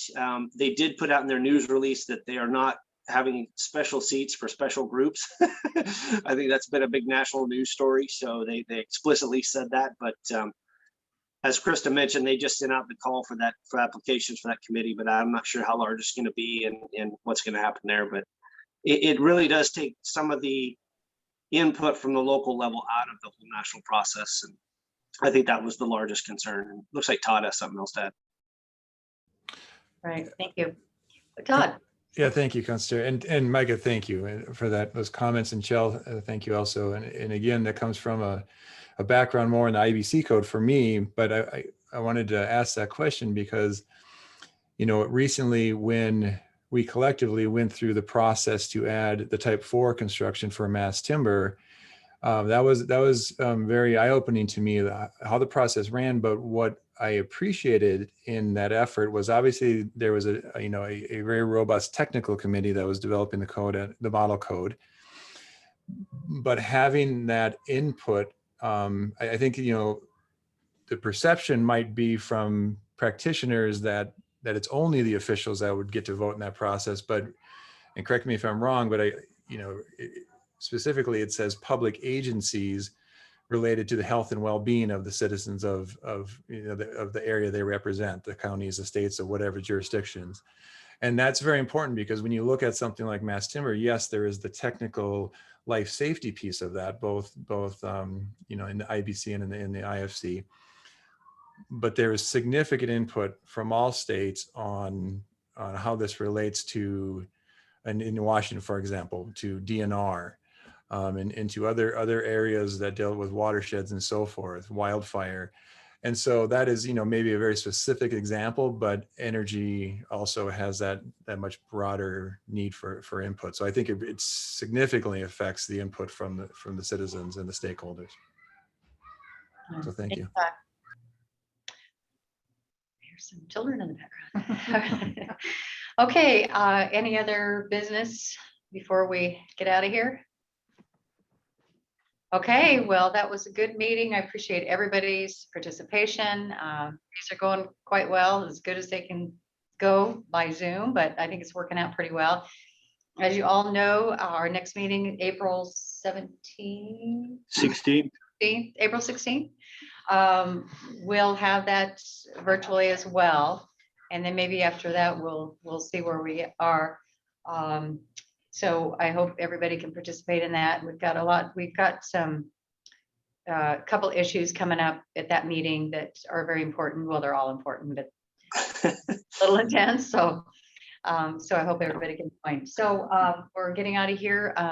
Diane, since our excuse me, Diane, since our meeting is after it starts, I would like to mention, if folks do have a little bit of time, the ICC committee action hearings start on April 11th. So I know we won't meet till after that starts, but they are starting the 2024 codes. So if some of you folks do have time to get in there and be involved, I know that's crazy. Oh. they are talking about all the new code changes for 2024. And if you feel you need to testify, I'm sure Andrew probably be involved and others like myself, but that starts on the 11th of April and it's all virtual and you need to register on their website, and you can either watch it or you can participate. Well, sorry. No, thank you, because they should get a little bit more participation now that it's virtual. It makes it a little easier that you don't have to go to New Orleans or something. Yeah. Yeah. Okay. All right, everyone. That concludes our business, and I don't really need a motion. I'm just going to go ahead and adjourn. Thank you. Thank you. Thank you, Madam Chair, and everybody. Bye. Thanks.